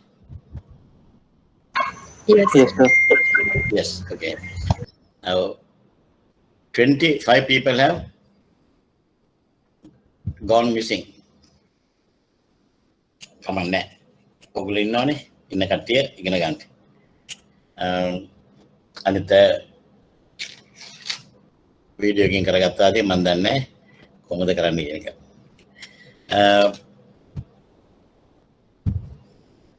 Who is remitting bank? Remitting bank is the principal's bank.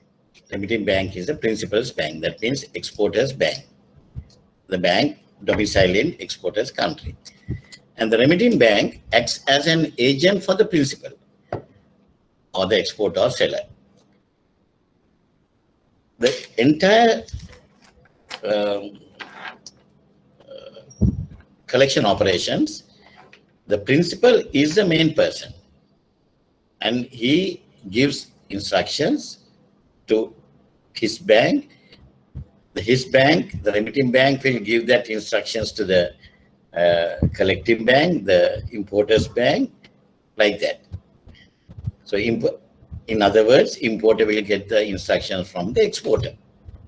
The exporter is the main person. That's why he is called principal, right? So since remitting bank acts as an agent for the principal, the remitting bank must not act outside the instructions of the principal. If he is acting as an agent, then he should not act outside the instructions of the principal. Whatever the principal wants him to do, he has to do it. Right? He can't do a panditya. He can't do pandita work, or he can't be a panditya. Right? If we want to change the instructions, then he has to, okay, exporter has done a mistake. You are a banker, that guy is a customer. He doesn't know about the URC 522 and everything. So if you want to make a change, then you have to get the consent of the exporter. You can't do any changes on your own. Is it clear? Right. If it acts outside the instructions given in respect to the collection, it does so on its own responsibility and will be responsible for the principal in respect of such actions. If he is going to do the way he wants, the bank is responsible, right? If the remitting bank acts strictly in accordance with the instructions of the principal, then it is not responsible or liable to the principal in any way, right? Even though I have given that, I have basically, theoretically, that's true, but when it comes to a practical situation, if the remitting bank sees that exporter is wrong in giving certain instructions, he can have a dialogue with the exporter and then do the changes accordingly. But those changes should come from the principal in writing, no verbal, in writing. Because initially he has given instructions in writing. Any changes he has to mention to the earlier one and then give the amended instructions. Is it clear? Right.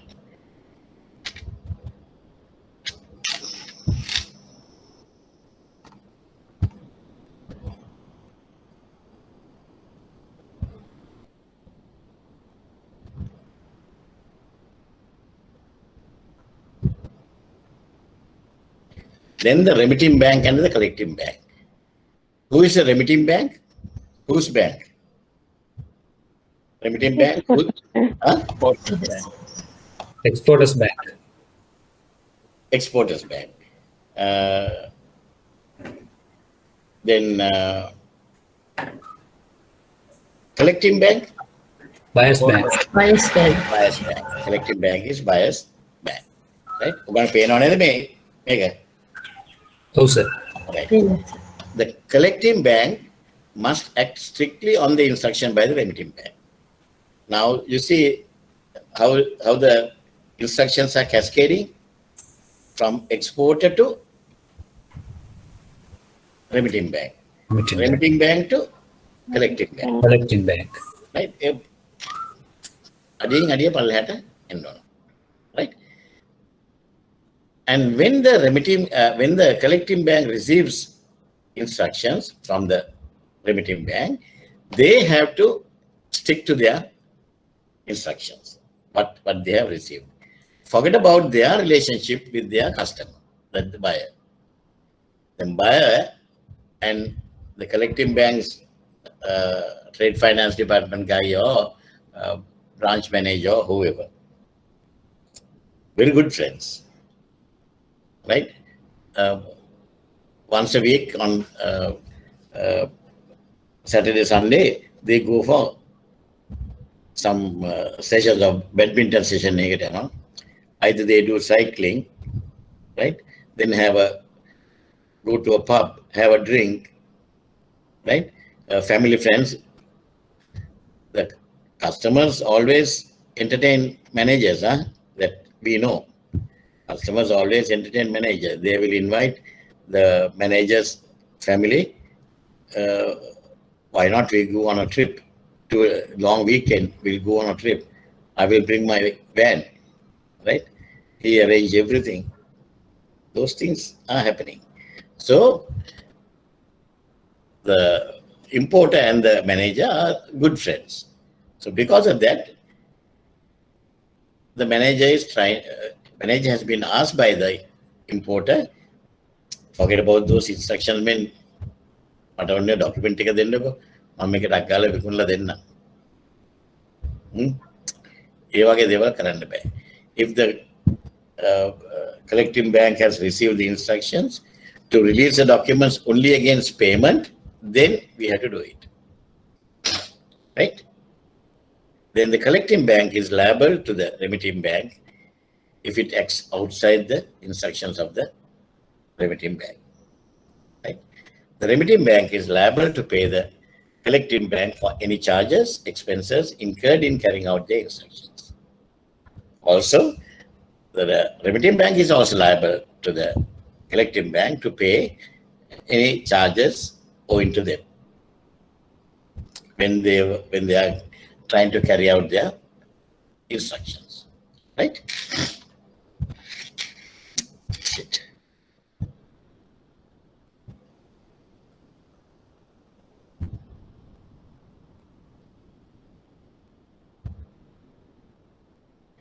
Collecting bank and the presenting bank. Collecting bank and the presenting bank. Now I told you, in 90% of the time, 95% of the time, collecting bank and the presenting bank are one and same. But there can be exceptions. Like, now collecting bank doesn't have the customer's account, right? But the remitting bank has only correspondent banking relationship with the collecting bank or their head office instructions, right? Now, for example, if the remitting bank is Standard Chartered Bank, Dubai, or HSBC Dubai, right? If it is HSBC Dubai, then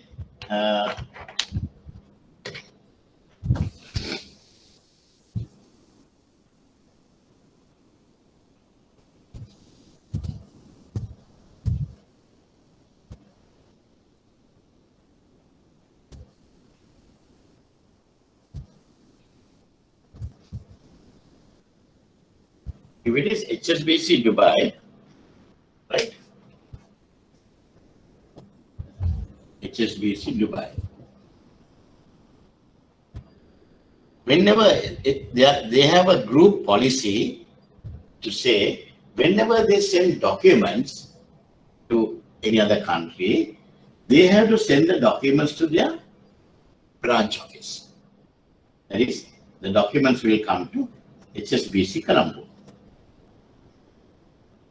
Documents will come to HSBC Colombo. But the customer is having the account with commercial bank, NDB bank. The customer is having the accounts with NDB bank. So customer will say, no, I don't want to go to HSBC Colombo. Ask them to send the documents to my bank. So HSBC Colombo is the collecting bank. This is a collecting bank. This is the remitting bank. HSBC Dubai is the remitting bank. Right? And then they will give the documents to NDB bank, where the customer is having the account. This particular bank is called presenting bank. They are the people who will present the document to the customer. presenting bank. Presenting bank. Right? But in most cases, these are exceptional. That's why I said 95% of the time, this collecting bank and the presenting bank is one and same. Right? So the collecting bank, the presenting bank must follow the instructions given to it by the collecting bank. Cascade irrespective of its own relationship with the buyer. The other one is principal or the exporter and buyer or importer. The basic relationship is in terms of the sales contract between them.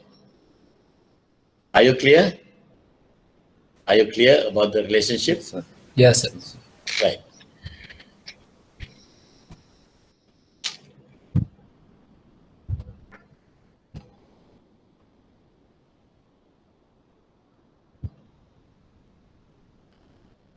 Now, I'll just rush through this one because in your what do you call this? I have given this for your further reading. Right? Always better to have more things to read. If you are a good person, if you want to learn, right? Then there are things or the documents for you to learn. That's my way of teaching, right? අවශ්‍යක විතරක් නෙමෙයි දෙන්නේ පොඩ්ඩක් වැඩිනුත් දෙනවා so that you can have more information. Let's see what are the preliminary steps for each of the parties. Preliminary steps, initial steps for each of the parties, right?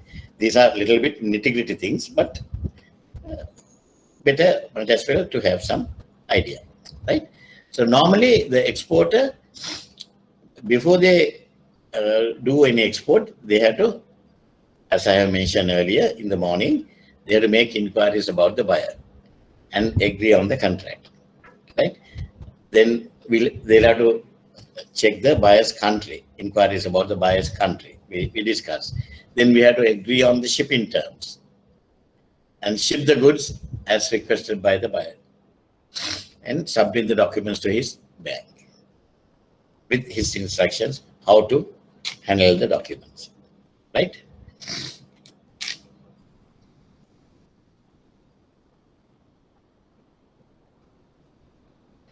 Then the remitting bank, when they are handling, they should know the KYC of your customer. That's why we always say it is better a bank is doing this, handling this collection for their own customers. If it is own customers, they have done their KYC, so they know who are the customers, right? Otherwise, you will get caught for another racket.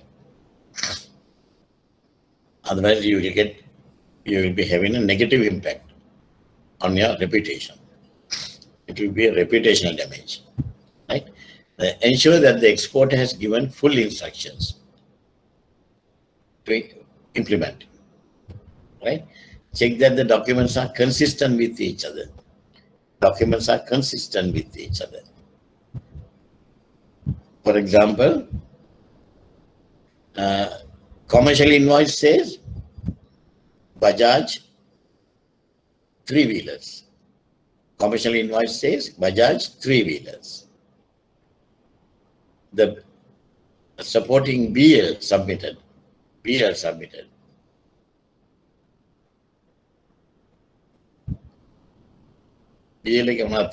instructions. Bajaj motorbikes. Now, Bajaj motorbikes and Bajaj 3-wheelers, two different things, right? That's why I said check that the documents are consistent with each other. Send the documents to a bank in the buyer's country with instructions on collecting payment. right? When they are sending the collection to the collecting bank, they have to give the instructions how to do the payment, right? Set up internal control procedures to monitor the collection. Then from that day onwards, they have to follow up closely until they get the money, right?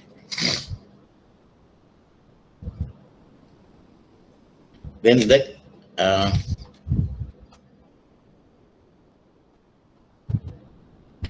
collecting bank or the presenting bank.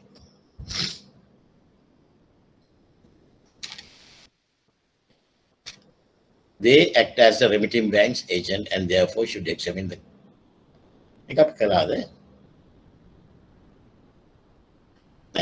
act as a remitting bank's agent and therefore should examine the collection instructions carefully. Ensure that the number of documents received is as stated on the collection instructions. Number of documents. But there's no hard and fast rule that we should check the documents. Okay? But number of documents is a must. Right? Present the bill to the buyer for payment or acceptance. Release the documents to the buyer when the exporter's instructions have been followed. Right? Remit the proceeds of the bill according to the remitting bank schedule instructions, usually less any charges. Right? Okay. The importer. The importer also have to make inquiries about the exporter, normally with reference to his reliability and trustworthiness, length of time, right? Length of time he has been in business, his good reputation for quality and honoring delivery dates, details in financial information available on him, informal inquiries within the trade circle. This is very important.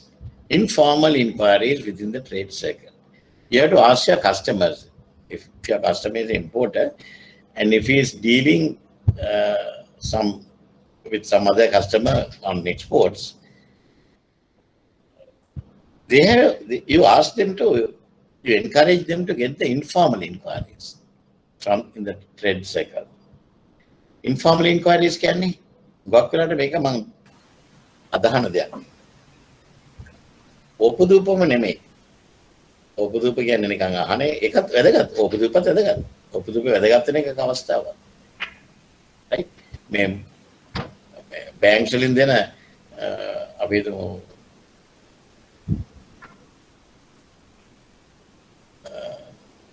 Bank වලින් දෙන report එක තියෙනවා මේක මෙහෙමයි කියලා. ඊට වැඩිය වැදගත් වෙනවා සමහර ඕපදූප. Right? And they have to pay the bill as per their promise. Right? Take the shipping documents unless it is a clean bill and clear his goods. Then, a delivery of financial or commercial documents and the risk involved. Right? A delivery of financial and commercial documents and the risk involved. There are two types of delivery method in international trade collection. Two types of delivery methods. Right? One is DP. DP, documents against payment. Documents against payment. Right? The other one is DA, documents against acceptance. So DP equals to release documents upon payment only. Release documents upon payment only. The second one, DA, release documents against acceptance of the bill of exchange. Release documents against acceptance of the bill of exchange. Is it clear?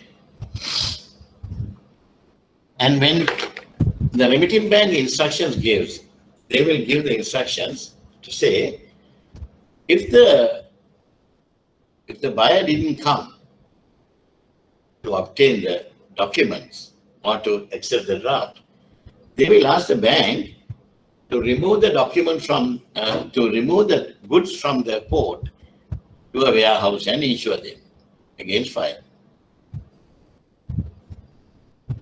Can we do that? Can we do that?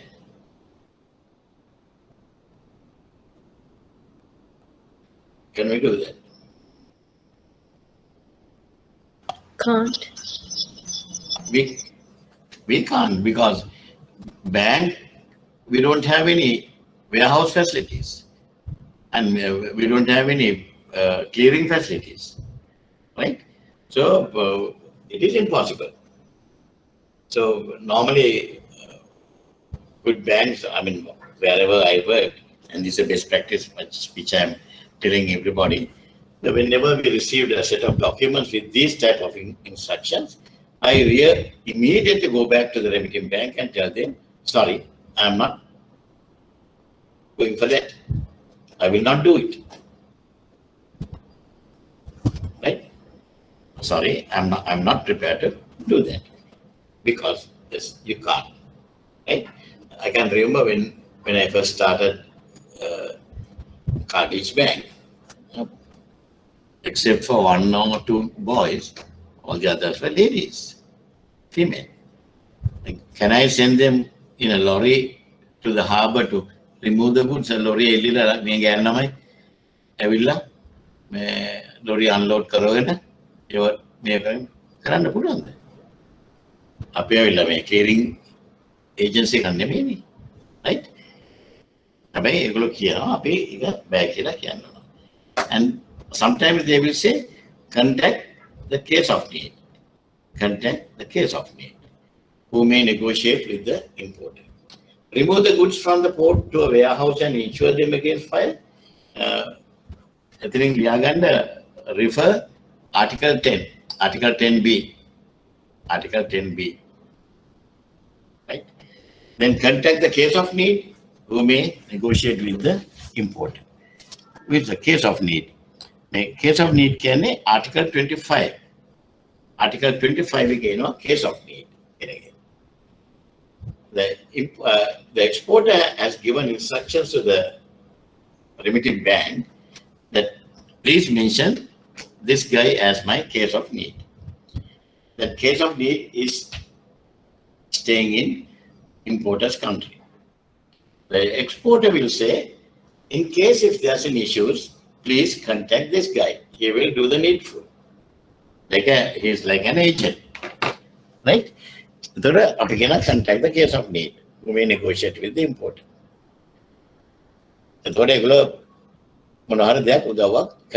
But we can't take the instructions from the case of need. If the case of need wanted to change the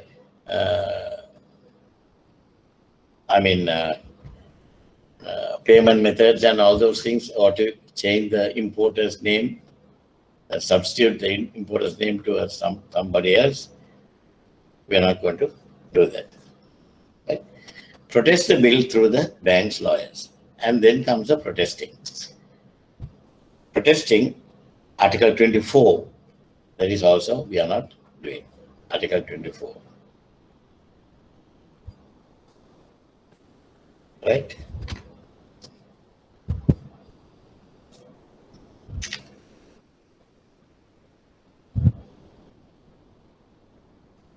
Then comes DA risk. The DA is more riskier than DP. DP, of course, we release the documents. DP, of course, we release the documents against the payment. If the customer doesn't pay, then we will not release the documents. Right? But if it is DA, we release the documents against acceptance of the bill of exchange. On the due date, if the customer doesn't pay, we can't do anything.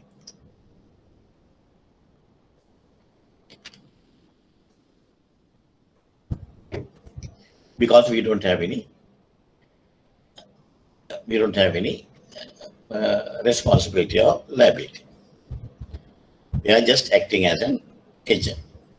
Our only responsibility is to inform the remitting bank without delay that these people have not paid the bill. Right? The exporter may run into various risks. One thing is importer might refuse to pay on the due date. Importer might refuse to pay on the due date. Maybe due to various reasons. He finds that the goods are not what he ordered. So the importer says, I'm very difficult to sell this one. This is not what I have ordered. I have ordered size 12, but you have sent me size 14. Right? I can't sell it. I can't sell it. Right? He has not been able to sell the goods. And he is prepared to cheat the customer. He is prepared to cheat the customer. Right? In these cases, the exporter can protest the bill and take the importer to court. But this can be very expensive. I told you, noting and protesting is a very expensive process. Right? Okay.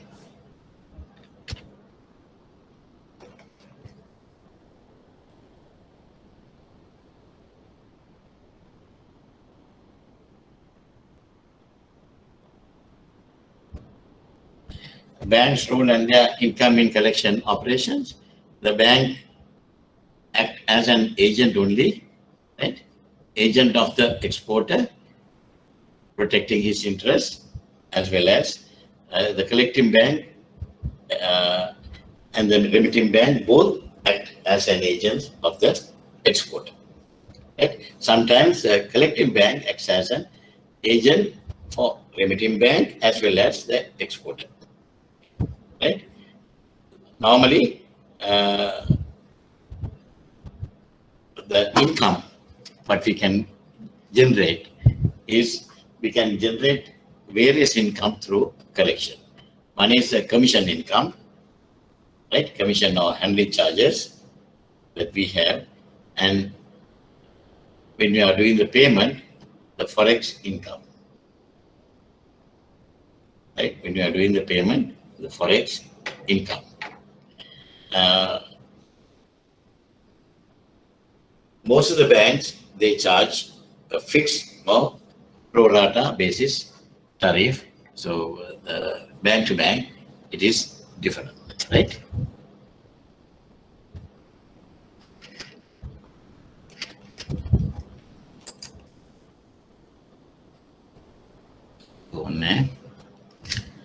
The role of the remitting bank in monitoring and control of the collection process. Now here, when the remitting bank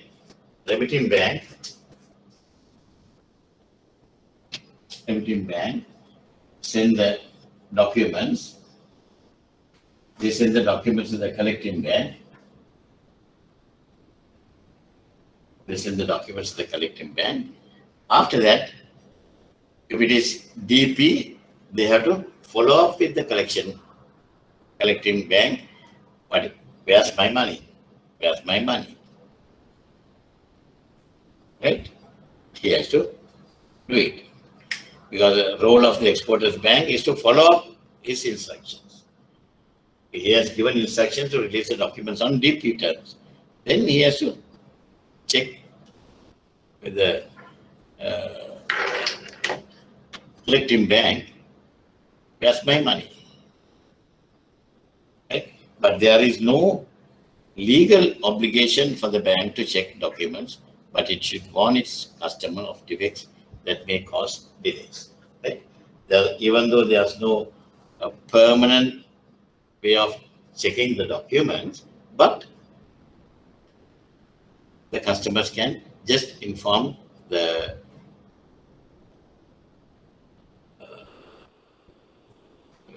customers can be just informed by the remitting bank about the mistakes they have done. Right?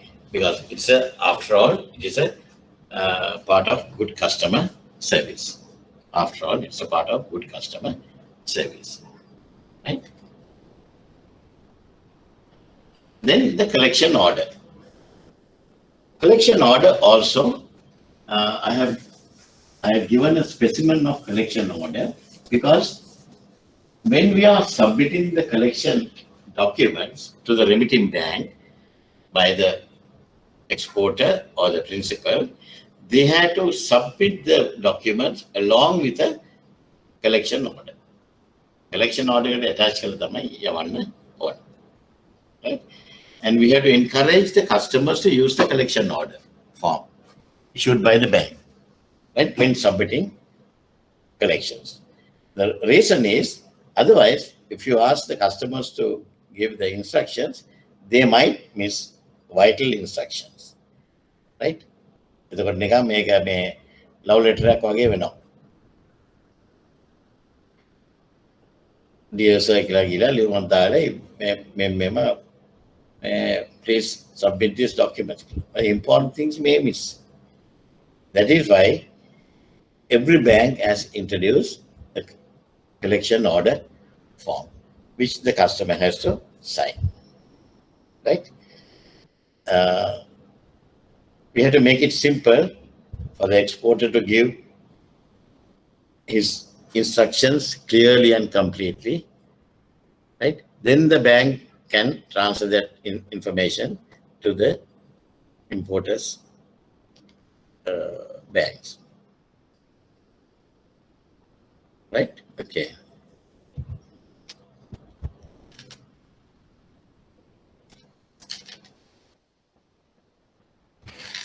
Now let's discuss about the collection order form.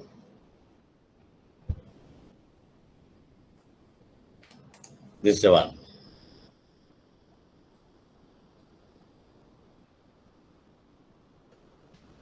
Export trade collection form, right?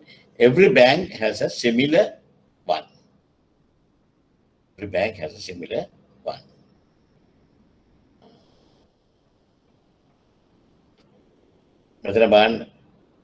The drawer's name is there, drawee's name is there, right? Then the amount, what is the amount? Then if there are any queries, please telephone and ask for putting our references, right? Incoterms, right? Then port of loading, port of discharge, right? Bill of lading or airway bill number, right? All those informations are there. Then number of documents attached.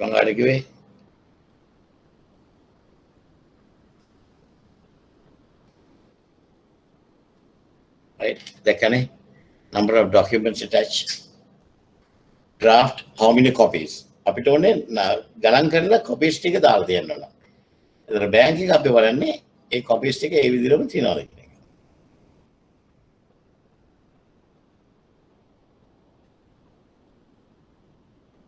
Right? දැක්කද? මොකද බලන්න.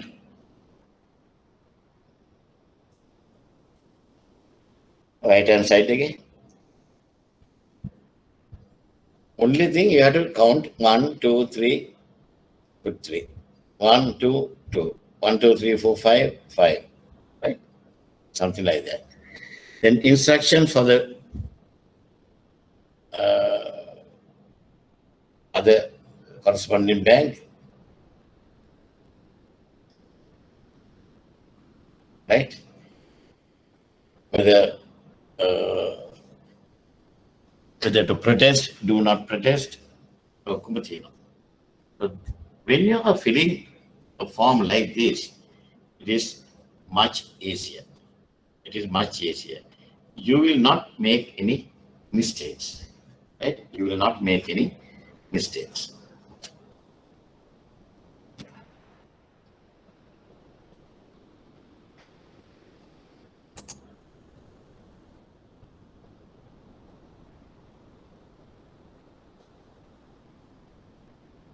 And ultimately, it has to be signed by the authorized signatory and the company stamp. Authorized signatory and the company stamp. They have to sign, right? Here they have to sign. And then you have to verify the signature. S3 signature verified. Right? So this is a very, very important document because even the URC fileable to Article 4, they recommend that whatever the documents we are submitting,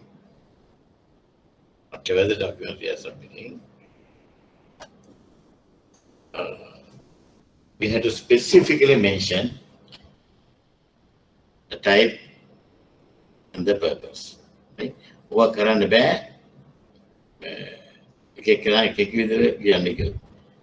ඒක තමයි අපි මේ එකම standard format එකකට අදලා තියෙන්නේ banks වලදී. Right?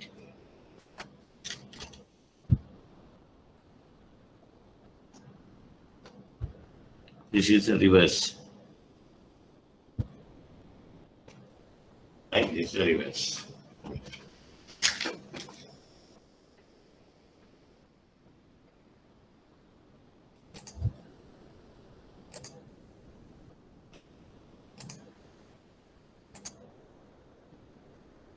Right. Covering schedule. If the documents are in order, the instruction complete, the remitting bank will chooses the collecting bank, if not specified by the exporter. Normally, the exporter will instruct the remitting bank, this is my collecting bank, this is my customer's bank, and customer is maintaining account with this particular bank. So please send the documents to this particular bank. Right? And if they don't have any relationship with that particular bank, then they will send it to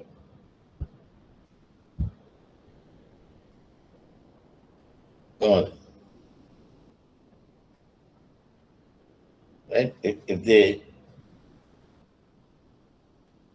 If they don't have specific relationship, then they will give a subsequent instructions to forward it to the presenting bank, right?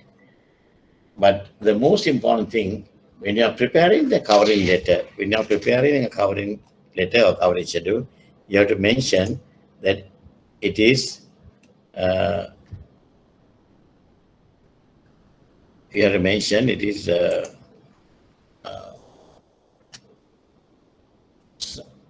subject to ICC rules URC 522. Subject to ICC rules URC 522. Right? Okay.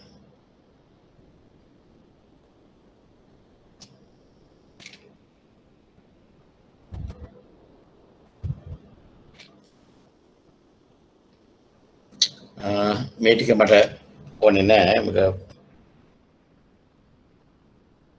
ඔයගන්ට මෙච්චර මට මැදගෙන යන්න ඕනේ නෑ. But Article 12A, it says bank must verify that the documents received appear to be as listed in the collection instructions and have no further obligation in this respect. Very important. When the banks receive the collection order, their only obligation is to verify that the number of documents which they have mentioned, whether they have received it. That's the only obligation. Other than that, they don't have any obligation, no further obligation in this respect. Right? And the Article 9 is also a very simple words exercise reasonable care. Article 9. That's a normal banking procedure. Any bank, normal banking procedure. Any bank, when you become bankers, you will say, our basic principle is we will act according to the we will act in good faith. We will act in good faith without any negligence. Without any negligence. Act in good faith without any negligence. The same here in URC 522, Article 9, it says bank will act in good faith and reasonable care. Good faith and reasonable care. And exercise reasonable care. Right? It is very important.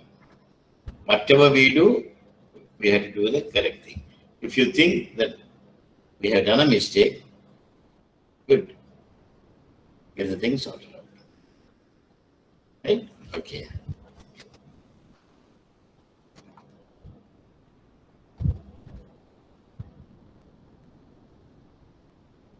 Then collecting banks, role and obligations.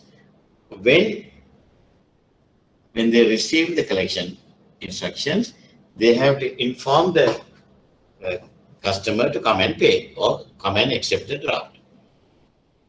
If they don't do that, then collecting bank's responsibility is to inform the remitting bank accordingly.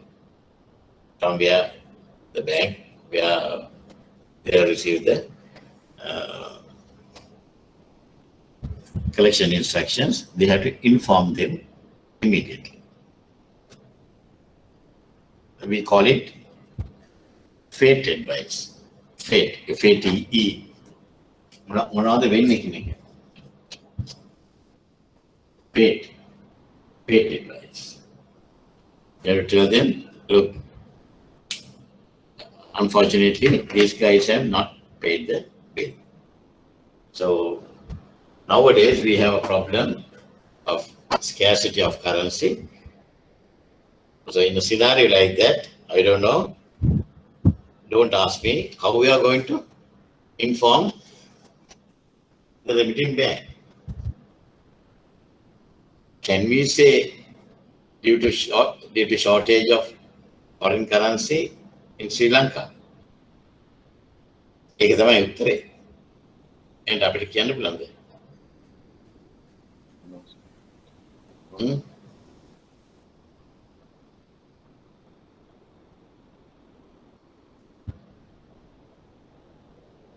Oh.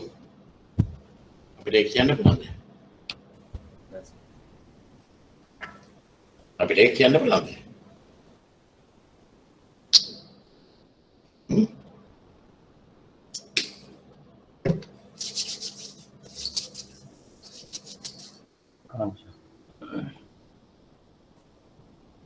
මොකද ඔයගොල්ලෝ හිතන්නේ?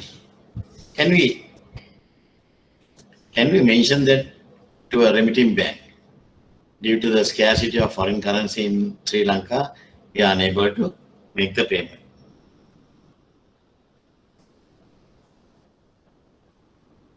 Are you going to do that? Then what is going to happen to our country's image? But on the other hand, what is your position? ඒක කව කරගෙන ඉන්න යනවද? මේ fate ටෙලෙක්ස් එකේ අපි ඒක කව කරගෙන යනවද? යවන්න නැතුව ඉන්නවද? Yeah, we have to inform them. When we are informing, we have to say, I don't know, that's something which individual banks, higher authorities have to take a decision, right? But without taking a decision, even though it is the truth, don't do it, right? Let your bank decide and let you know. You can ask your big bosses, right? You won't get any answer from me. Any questions on that? Advice of fate එක ඒක නම් දෙන්න කොහොමද කියලා. හැබැයි ඒක තමයි ඇත්ත. Right? If the bill is unpaid or unaccepted, the collecting bank arrange storage and insurance for the goods as per the remitting bank instructions, this as per the Article 10B, but an Article 25, but we will not do that. The moment we receive the collection bills, the collecting bank will send an advice of acknowledgement. In there, we will say we will not undertake we will not undertake storage and insurance of the goods and protesting. Right?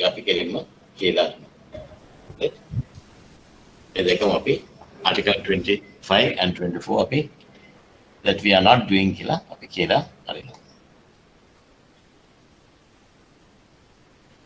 request further instructions from the remitting bank if there is a problem that is not covered by the instructions.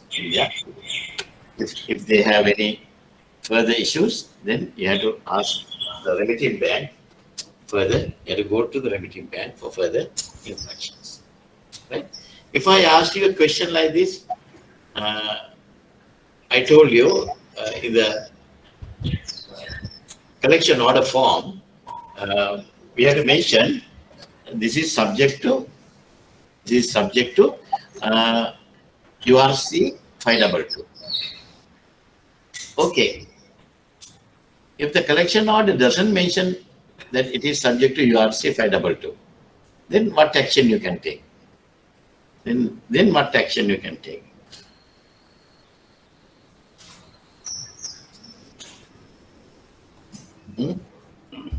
Same rule. Huh?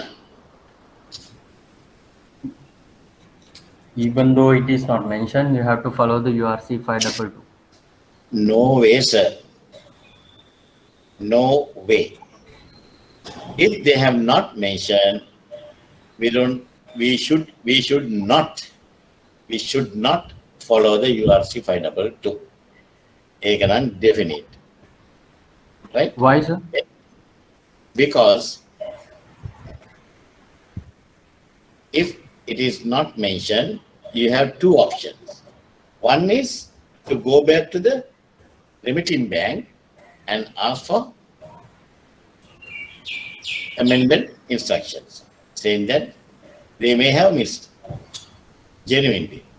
Then they have to mention, yes, please, we are sorry, please, we confirm that it is subject to URC 522. Then it's okay. Otherwise,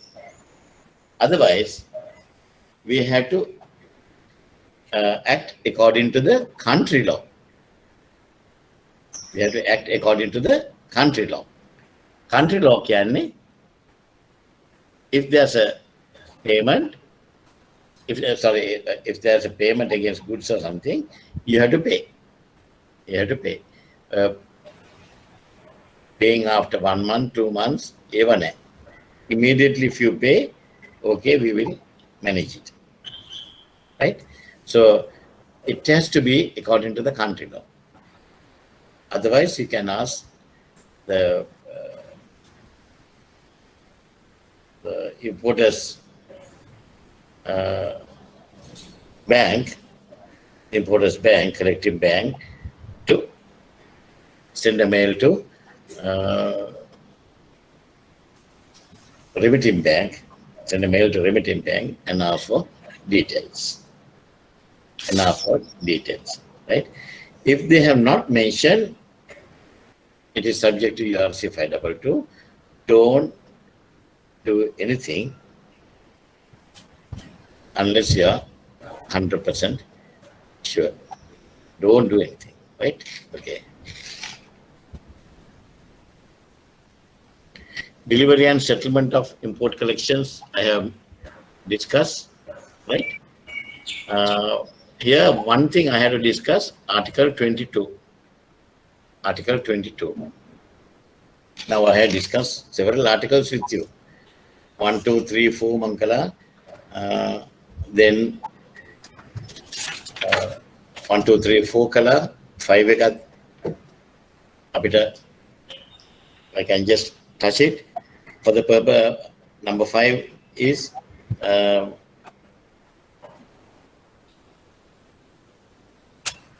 the presenting bank has to make the documents available to the drawee as instructed. Article 5. Then Article 6, site acceptance, then release of commercial documents, DA or DP, which we have done. Then Article 7, Article 9, right? Good faith and reasonable care. Article 10, documents versus goods, services and performance. Always, as per the Article 10b, we should not what do you call this? Clear the documents and store it and ensure against the risk of the issuing bank. At the risk of not issuing bank. Remitting bank, right? Now, delivery and settlement, it is very important. You have to ensure before releasing shipping documents, certain precautions should be taken. If you are releasing the documents against DP, documents against payment, ensure that we have received full settlement, plus our charges from the importer. Ensure that we have received full settlement, plus our charges from the importer. Right? That's very, very important. Or DA, you have to ensure that we hold a nuisance bill accepted for to pay on the future date. The first one, DP,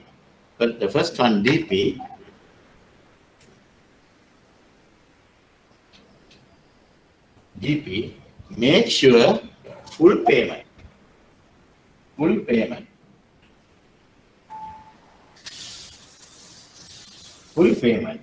no part or partial payment, always full payment, right? Now you can read the Article 19B, Article 19B.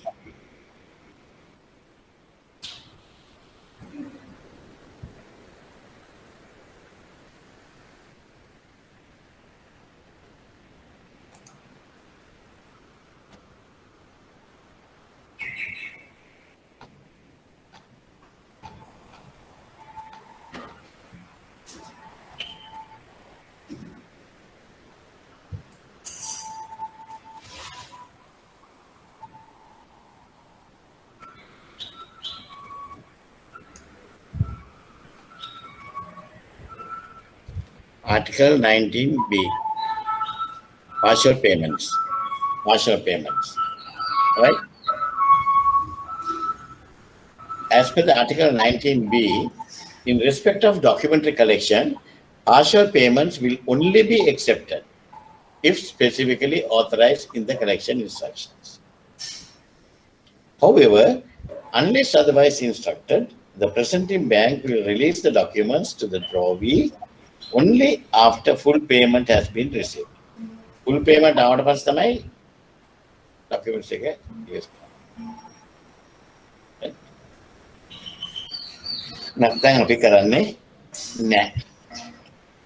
Now I will ask you a question. There is a bill received by the collecting bank or the presenting bank. US dollars 50,000. US dollars 50,000 bill. Bukan pay na me US dollars 50,000 kapan lipe ke? Yes, sir. Oh, sir. Right. US dollars 50,000 bill. Right? US dollars 50,000 bill leke, then they are the customer getting.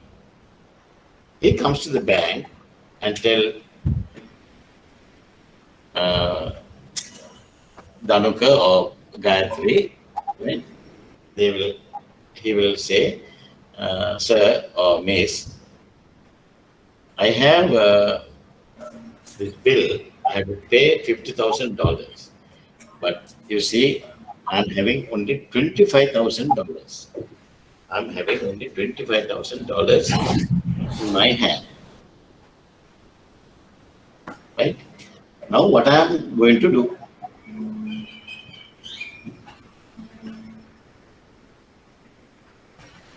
Shall I pay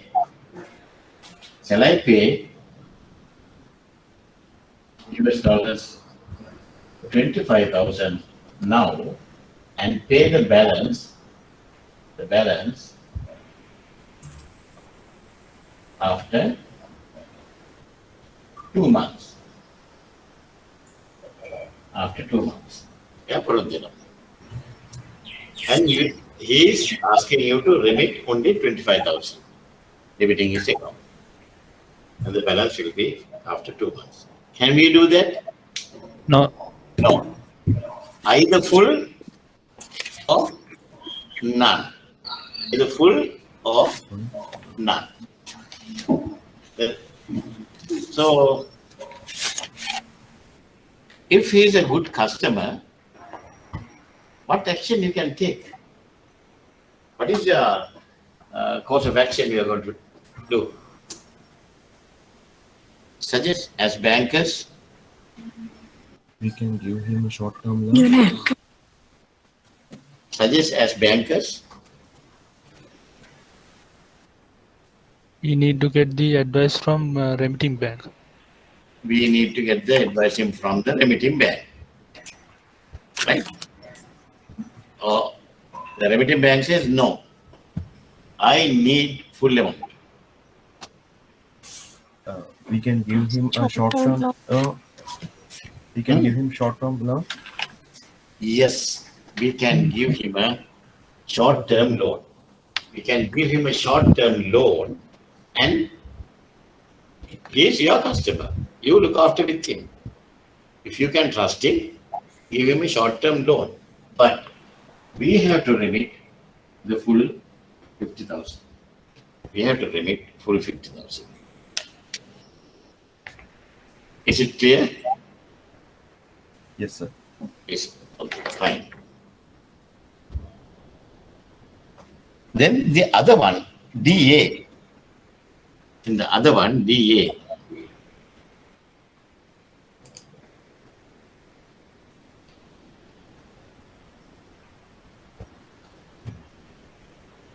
මම import ඒවා ටිකක් මේ කරන්න ඕගොල්ලොත් එක්ක. ඕගොල්ලෝ අනිත් එක්ක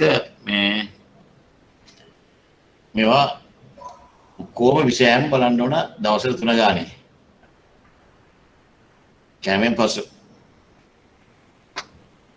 දවසට 3යි කැමෙන් පසු ලබන සුමානේ ඉන්ඩෙක්ස්ලා මේක ඉවර කරන්න ඕන. right? okay. මේ වගේ එකක් આવුත් ලේසි නේ. article 22 දැන් article 9 කියන්නේ එක පේලියයි. Article 22, tunai. 23, peli dekai. 24, tikai. 25, tikai. Right? Ini maut tuna name. Dan saya kiwe tunai. Laggala tuna kiwala wala dan netwa. Ada tunai. Yang keren depa. Right? Luantarang yanda. I think kaya khatak karan nikla bangkian ne. Tiket ko lute. Lagan. Right? Acceptance agreement. DA payment. DA payment එකේදී මෙන්න මේ වගේ එනවා. The bill of exchange has to be accepted by the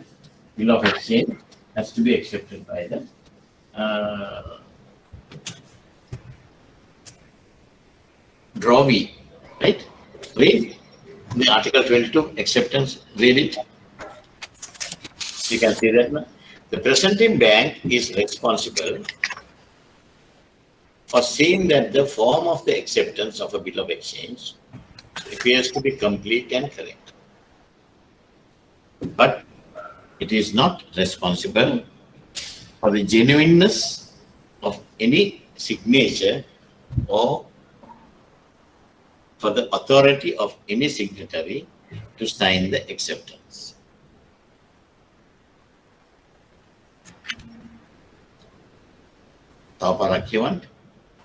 The presenting bank is seeing that right. then ගමු මෙන්න මේ වගේ bill of exchange එක. But it is not responsible. Right? This bill of exchange. Bill of exchange එකේ තියෙනවා this is the date. Dana BA, right? To be paid on 31st July. 31st July. Tapi me asang kala me parne ka dena. Betul? Betul na asang kala dina bill of exchange ke. Abi asang karna the customer avilla idunna me asang karna me harahata gana accepted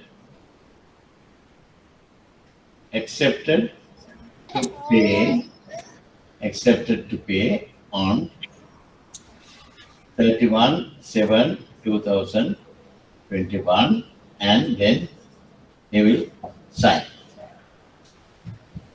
customer, and on top of that he will put his stamp, company stamp. Is it a proper acceptance? Is it appears to be complete and correct? Is it appears to be complete and correct?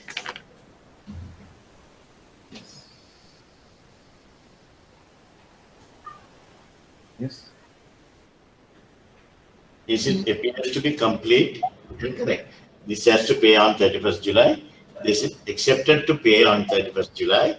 Then sign and put the stamp, company stamp.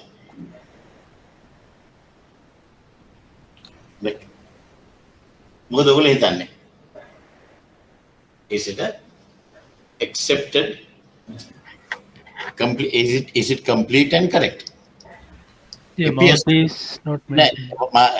Appears to be. එකක් දාමුද මේ article 22 එකේ තියෙන එකම appears to be complete and correct. එහෙමද?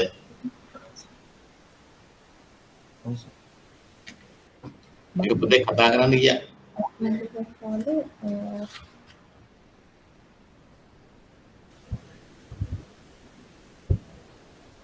ඒක පොතේ කතා කරන්න ගියා. නවත්තගත්තා ඇයි?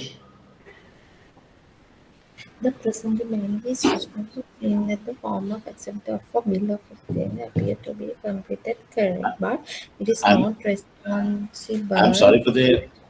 I'm sorry. Can you please speak up a little loud?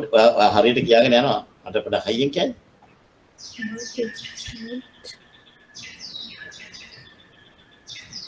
Can you talk a bit loud?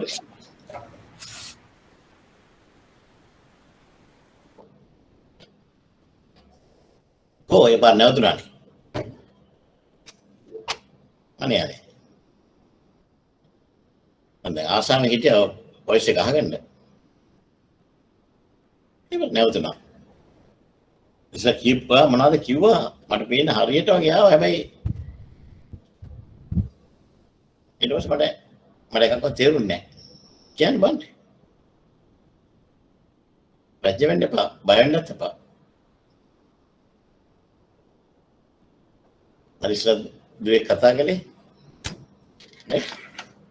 Gayatri itu kata kali, evaga bayan itu kata. Gayatri, do you think is the correct one? Complete and correct.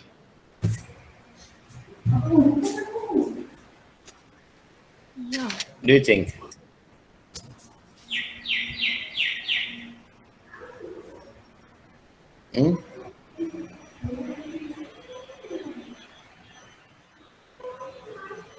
Date is not there.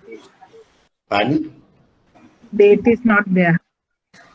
Date is not there. What date? Ethirone. To be paid on such and such a date. Kira. The amount is not mentioned. Huh? No, draft a good sign. Draft a good sign. Appears to be complete and correct. Huh? Appears to be complete and correct. Appears to be complete and correct. May I know your good name? May I know your good name?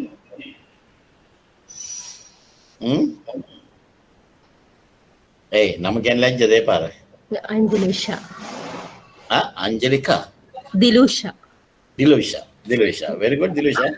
It appears to be complete and correct. You are from which bank? Bank of Ceylon. Bank of Ceylon. Where are the branches there? Oh, sir. Where there? Rajna Handi Tamuttegama. Tamuttegama. Anuradhapura.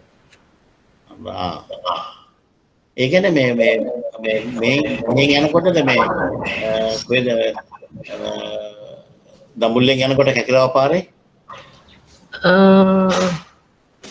ඔව් sir Kurunegala ඒ පැත්තෙන් ඉද්දී කුරුණෑගලෙන් යනකොට සමුද්‍රේකම අහුවෙන්නේ නේද? ඔව් sir. ඒක සමුද්‍රේකම town එකේම නේද branch එක තියෙන්නේ? ඔව් සර්. right. Dilusha. හරි. ඔන්න හිටපුවා දවසක තිය වයසක මිනිහෙක් කියලා ඔයාව හම්බ වෙයි ආ. ඒගොල්ලෝ කියේ දිලුෂා මම තමයි ඔයාට උගන්වන්නේ කියලා.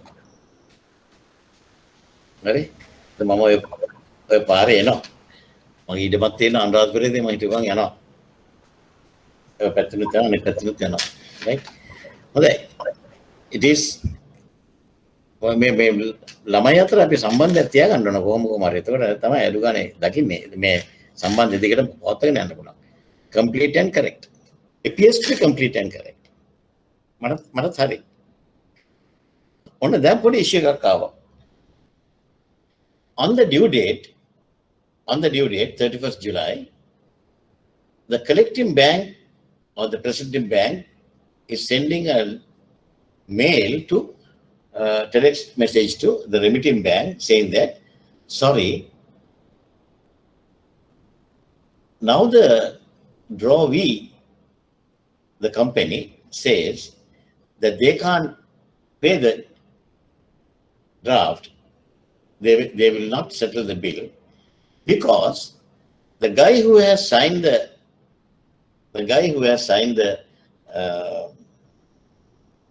bill of exchange, right? The guy who has signed the bill of exchange, may signature, even though company stamp is there, is just a clerk who has no authority to signing, no signing powers.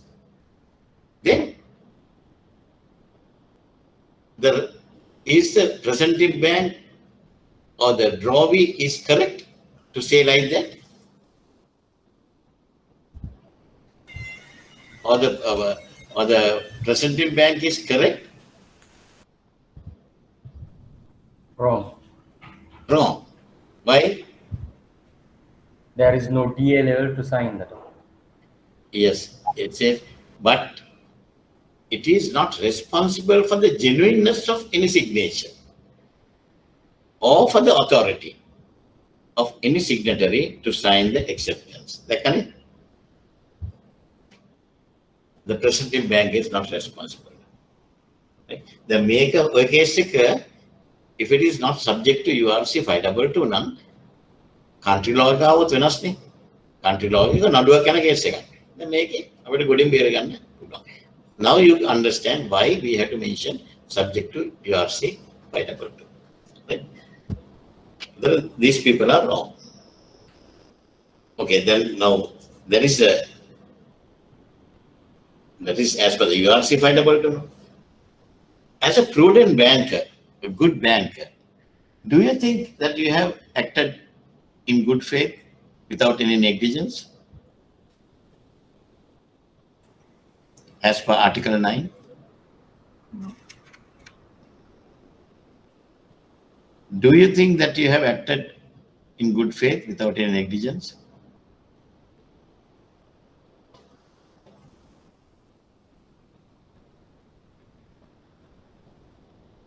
No, sir. No.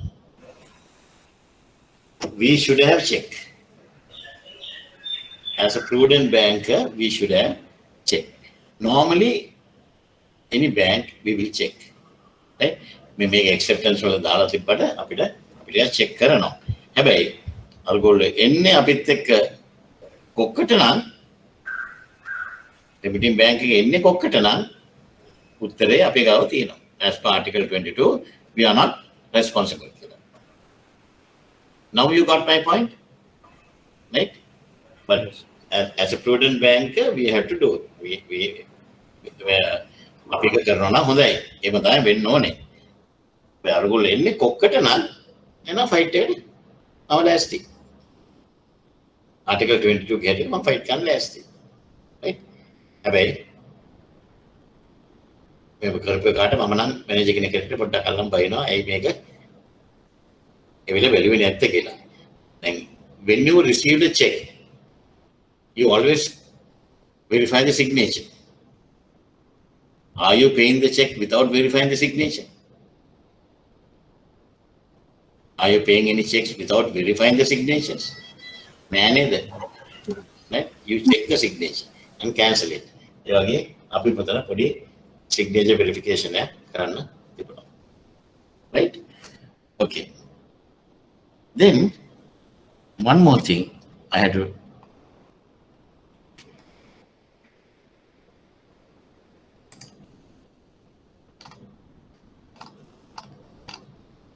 Article 20 මේකත් exam එකට ගොඩක් වෙලාට එන එකක්.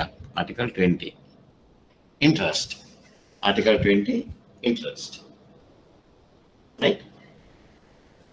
In a collection order, in a collection instructions, specifies that interest is to be collected, and the drawee refused to pay such interest, the presenting bank may deliver the documents against payment or acceptance or on other terms and conditions, as the case may be, without collecting such interest, unless sub-article 20C applies. Unless sub-article 20C applies. It says this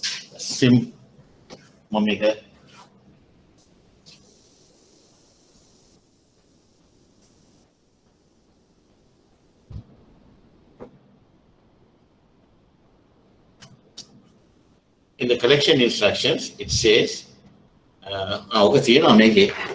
collection instructions, yeah.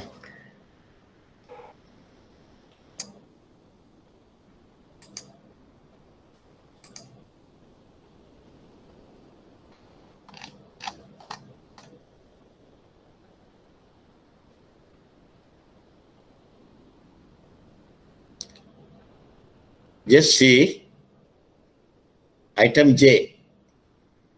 Can you see this item J? Yes, sir. Yes. Collect interest at then the percentage at 6% or something from drawees. From date of blah blah blah until date of calculated at number of days, 360 days or 365 days. Why 360 days? Why we have to mention the number of days calculated at per annum dates? If it is dollars, if the bill is dollars, in a dollar bill, the banking practice is all the calculations are for how many days? Out of the 360 days per annum. If it is other currencies, we take 365 days. Right? Don't ask me why America is not taking 365, why they are taking 360. And then I'm going to make up the gala. Okay, basis. If we have given this, if they have given the instructions like this, right? Then according to the Article 20A, Article 20A, if the customer comes, Article J item J එක තමයි මෙතන tick කරලා තියෙන්නේ. K එක නෙමෙයි. J එක තමයි tick කරලා දෙන්නේ. So the customer comes and tell you, okay, I will pay you the original bill amount, capital amount, but not the interest. Then you have to give the documents without collecting the interest. Okay? Then the remitting bank cannot fight with you for that. Article 20A. And the other thing, if they have without ticking J, if they have mentioned, they have ticked K. එහෙම නැත්නම් J එකත් ගහලා K එකත් ගහනවා. K එකේදී අපි waive interest කියන එක ටික් කරන්නේ නැතුව අපි කියනවා do not waive interest. L එකේ ඉස්සරහ පිටින් ටික් කරනවා do not waive interest. If they have mentioned do not waive interest, then you cannot release the documents without collecting the interest. Whatever happened to the goods, we are not care, right? You can't release the documents without collecting the interest. Do not waive.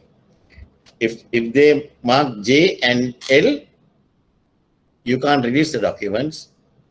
You have to collect the interest. If they have marked J and K, yes, you can waive off the interest.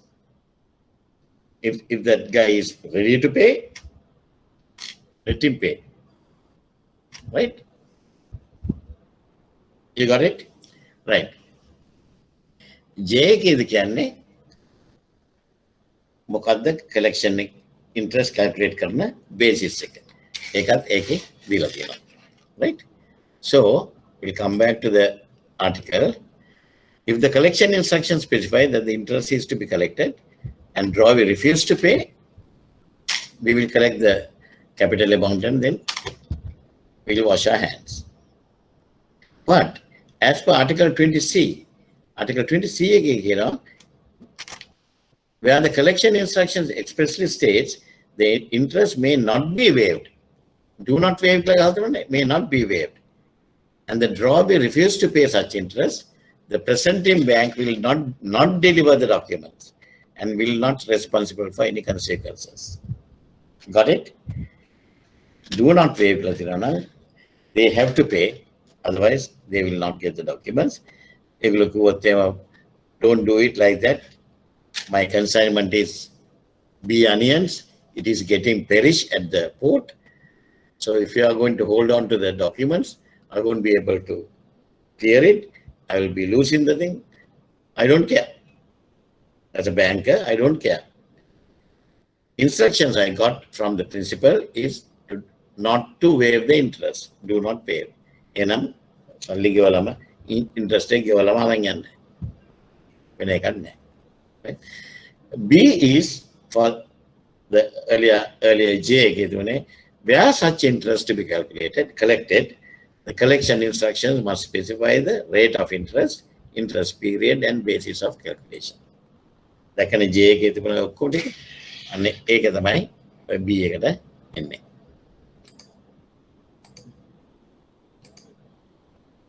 මේ J 20 J is equals to 20B.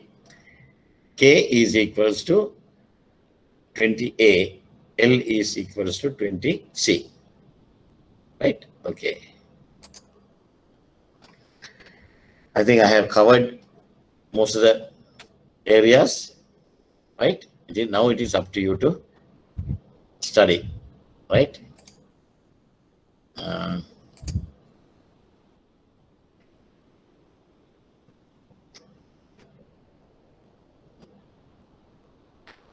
What are the advantages and disadvantages of using documentary collections? Advantages: increase the likelihood of payment for the seller, as the buyer may not be able to obtain the goods without payment or acceptance of the collection. Provide some assurance to the buyer that the shipment will arrive and provide an opportunity to sell goods before payment has to be made, DA transactions, right?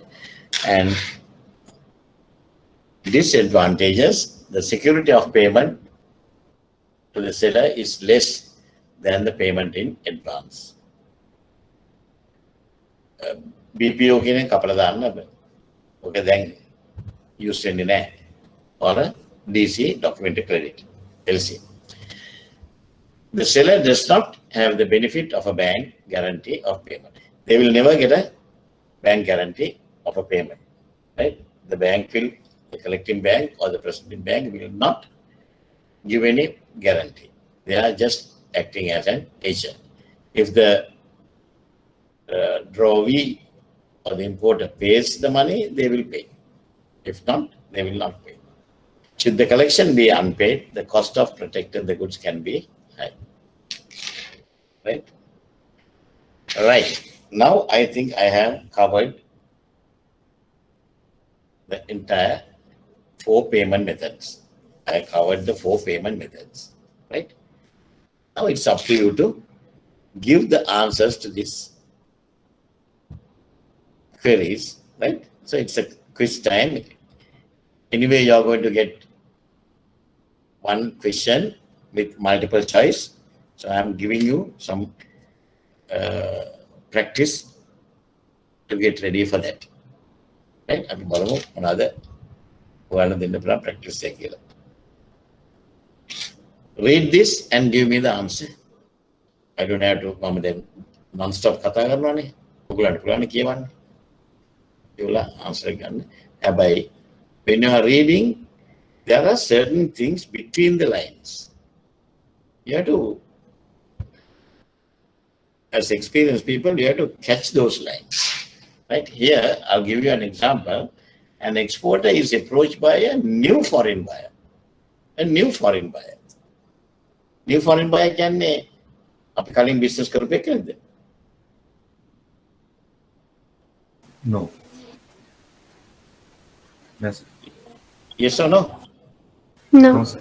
No. We have not done any business. It's a new experience. We don't know who is this guy. Maybe Masona or really, we don't know. Ejati customer කෙනෙක් වෙන්න පුළුවන්. And on top of that, this buyer is unable to provide either a satisfactory credit reference or a letter of credit. So දෙකටම letter of credit එකට security ඕන credit reference එකක් satisfactory credit reference එකකුත් නැහැ. ඒ කියන්නේ මිනිහා sure කරන්න පුළුවන් මිනිහක්ද නැද්ද? No. We don't know. නෑ නේද? මිනිහාව ෂුවර් කරන්න බෑ. Then what method of trading is appropriate for this transaction? Advance payment. Advance payment. Advance payment. Advance payment. Advance payment. A, B, C, D. D. Advance payment. මේ වගේ මාස ඕනලතක වැඩ කරද්දී හොඳම දේ advance payment. සල්ලි ටික අතර ගන්න අතර අරන් කරන එක කරන්න. නේද? නැත්නම් satisfactory credit reference එකකුත් නැහැ.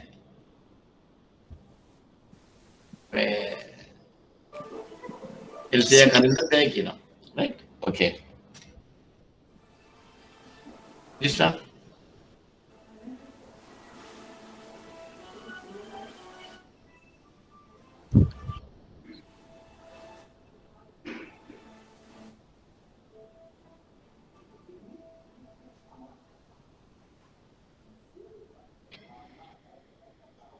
These multiple choice questions are not easy. Huh? All the answers are almost true.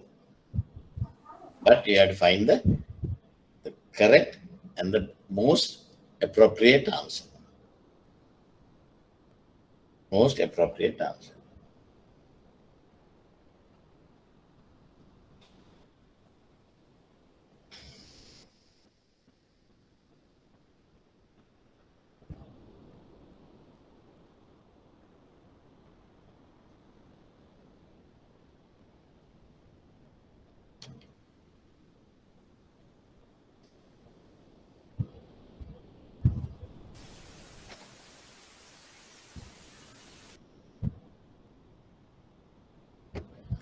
What is the answer?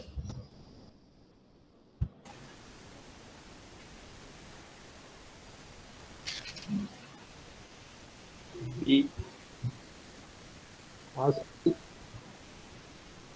C. Hmm? C. C. Answer is C. C. I C. think the answer is C. Yes. C. Answer B. C. Answer B. Answer C. Answer C. Who is that?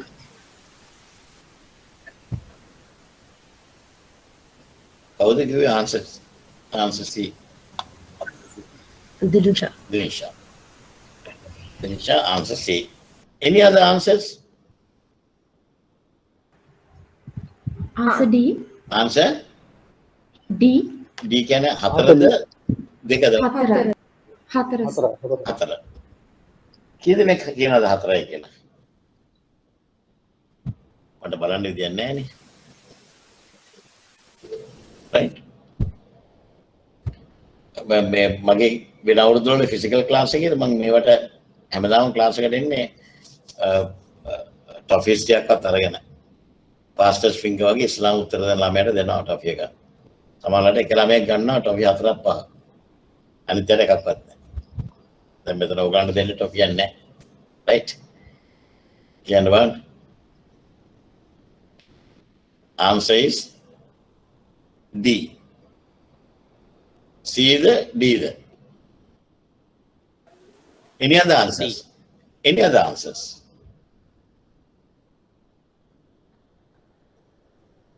Any other answers? Read the question very carefully and see the answers. I think B, sir. You think B in the sense number 2? Number 2. What's your name, Puti? Nilendra. Nilendra, කොහෙද මොන bank එකේද? RDB, sir. Regional Development. But you didn't have trade, huh? Yes, sir. Unfortunately. We'll have to send you to a trade bank. Only Nilendra is correct.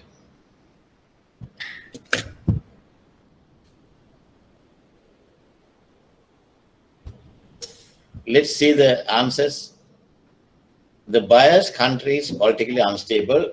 No way, we will not touch election. Politically unstable. Then let's see, there is some buyer's risk, but there is a market for the goods in the buyer's country. There's a good market for that particular goods in the buyer's country. But there's some buyer's risk. ඕකට තමයි කියන්නේ පෙරේතකම කියන්නේ. Greediness. Right? බඩු හොඳ market එකක් තියෙනවා. දාලා දාමු. Bank ඒ country එකට යවමු. හැබැයි buyer correct. buyer හොරවුණක් කමන්නේ මාකට් එක තියෙනවා. දැන් ඒක නේද ඔය කියන්නේ C එකට. Right? That's greediness. C, we should not do. If we are not doing C, then it cannot be D. D out near the water. The correct answer is B. The buyer is credit worthy. Buyer hondai credit worthy. Kanu tiyanne naha, polu tiyanne naha, but has a record of slow payment. Eka kamanne naha ne. දවස් 3-4ක් පරක් වුණත් ප්‍රශ්නයක් නැහැ.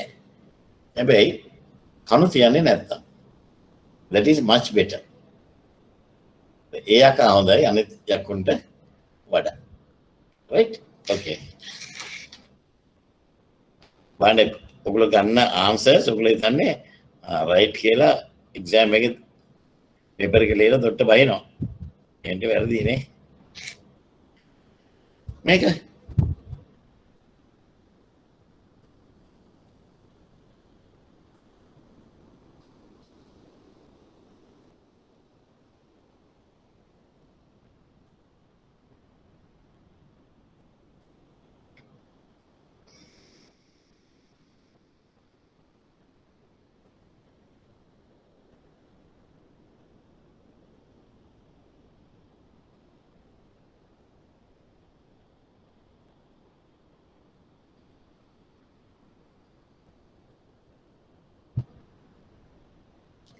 Which payment method would suit it best?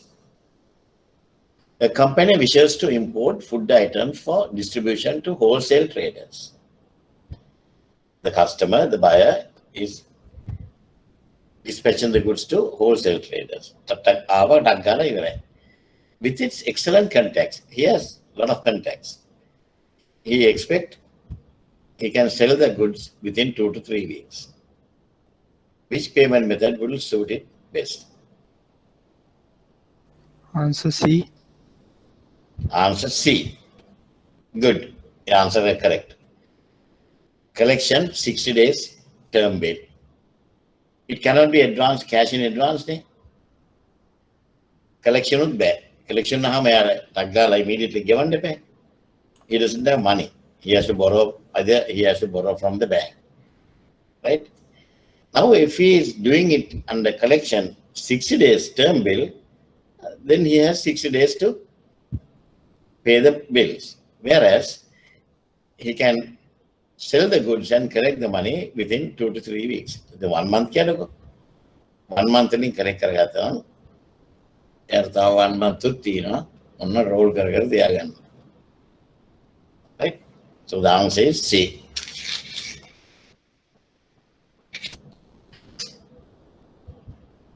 Four. Answer A. Answer A. Take 5. A.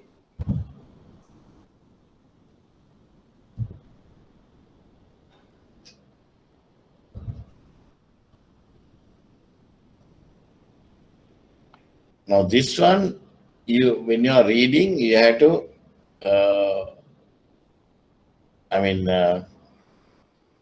just jot down who is the remitting bank, who is the presenting bank, who is the collecting bank, what do you call? What do you clear again?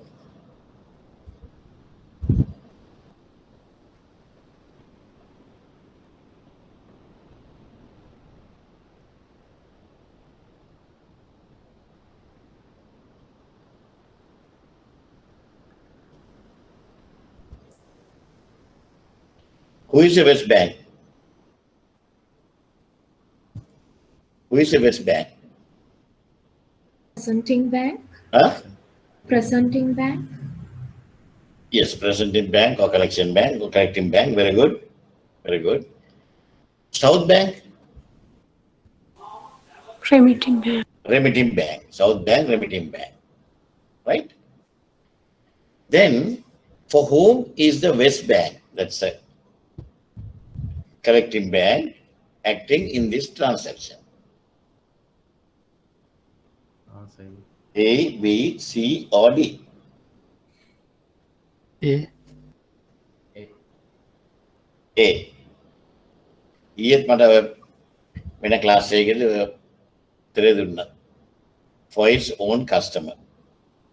මම මෙච්චරලා උදේ ඉඳන් කියපුව ඔක්කොම වතුරේ. මම කිව්වනේ customer ඇවිල්ලා ඔයාව family එක ට්‍රිප් එකක් අරන් ගිය ගමන් ඔයා සපෝට් කරන්නේ කස්ටමර්ට. ඕක තමයි අපේ බැංකර්ස්ලාගේ ලෙඩේ. නේද? Only always for your own customer. මං කියවනේ මේ මලයාකාට උදව් කරන්න එපා කියලා. නේද? ඒක out. Then Answer D. Answer B. B is 2 or 4? 4. 4. Yes. Correct answer is 4. D. They are acting for South Bank. South Bank instructions, right? And also for the exporter. Exporter has given the instruction to South Bank. South Bank has given instructions to the collecting bank. So the correct answer is above B and C. Okay.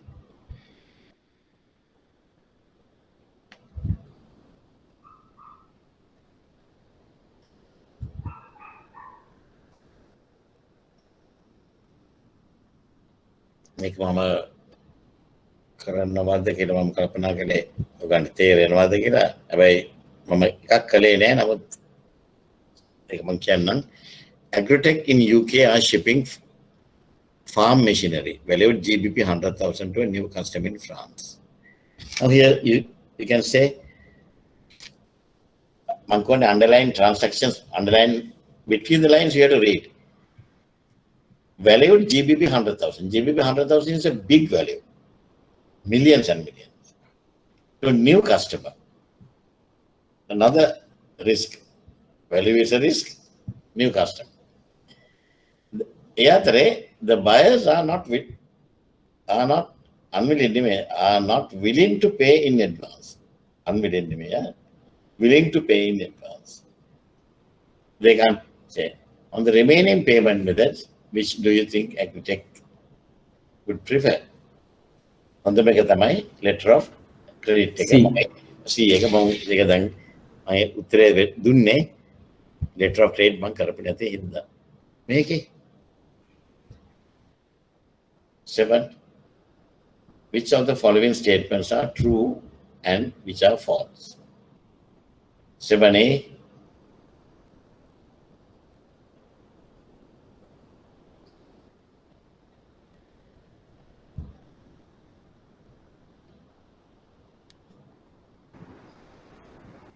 False. A false. False. Why we are not giving any undertaking? No. No. We are only acting as agent. Right? B. Exporter may retain control over goods that are dispatched by sea. A documentary collection provides a means whereby an exporter may retain control. Always may retain. When the put down, may retain control.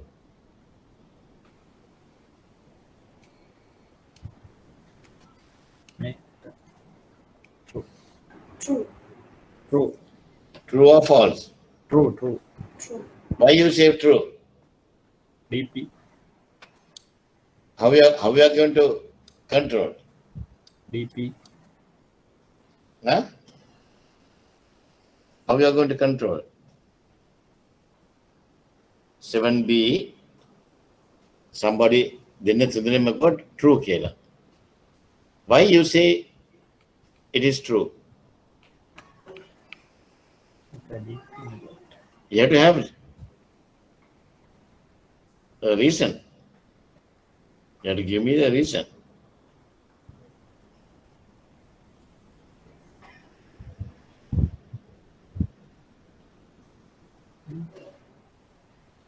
Go.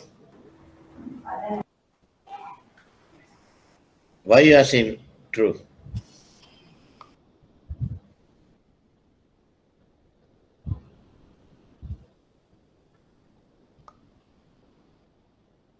Ayyo. Then true QA. There should be a reason now. Hey, ඔගොල්ලෝ කතා කරන්න බය. හරි ගියා වැරදිනවා. ඔගොල්ලෝ දන්නේ නැහනේ. දන්නේ නැති හින්දානේ මේ ඉගෙන ගන්න ආවේ. දන්නවනම් මගේ ඉගෙන ගන්න එන්න ඕනේ නැහනේ. මට උගන්නන්න පුළුවන් නේ. නේද? බය නැතුව කියන්නේ. Why? Huh? Export a good catch කරන්නේ see ඒක පුතා කියන්න මම ටිකක් හයියෙන් කියන්න. goods dispatch කරන්න කලින් document ගෙන්න ගන්න පුළුවන් නිසා. ඒක නෙමෙයි.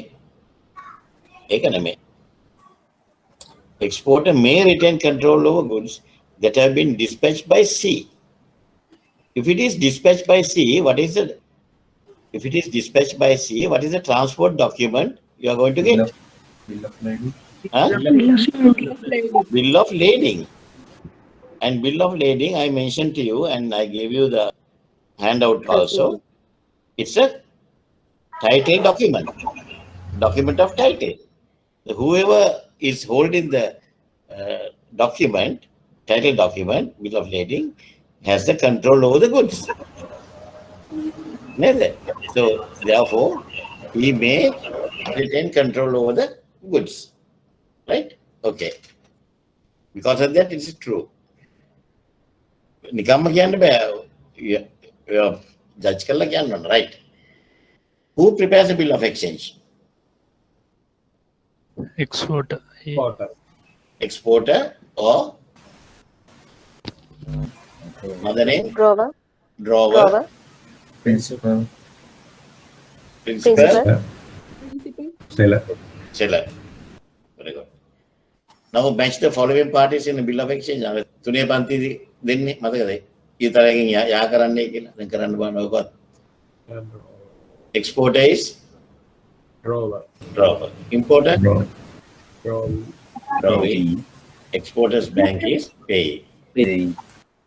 හැබැයි හිතන් ඇති 8-9 වගේ questions හම්බ වෙයි කියලා. ඒවා හම්බ වෙන්නේ නැහැ.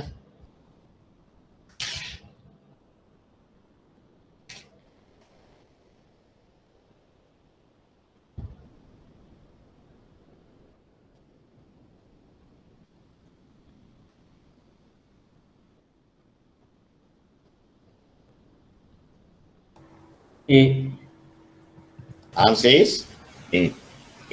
URC 5 This is what we have discussed all this time, right? Okay, I think we have covered most of the areas, right? Most of the areas.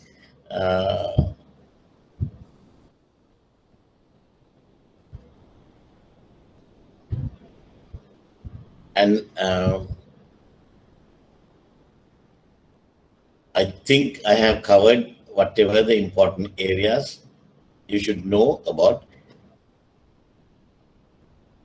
documentary collection, right? If there's anything you want to know, next week we are going to move on to the new topic, documentary credit, or LCs, popularly known as LCs.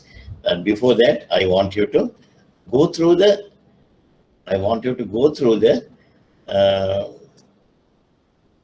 what do you call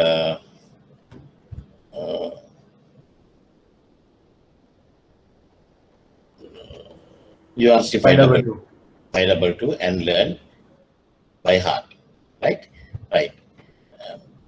Still there are 94 people, that's good, right? But we have about 135 people. It is up to you how we are going to do it. Anyway, are there any other gray areas you want to get it clarified before we call it a day? Before we call it a day, is there any other gray areas you need to get clarified? Right? Okay, fine. If you don't have any issues, then thank you very much for joining today, and please study, right? When you are studying, do some short notes and then get ready for the exam, right? The mathematics next week අපිට ඉවර කරගන්න පුළුවන් documentary credit එකත්, then the main part is over. Okay, right? Thank you very much.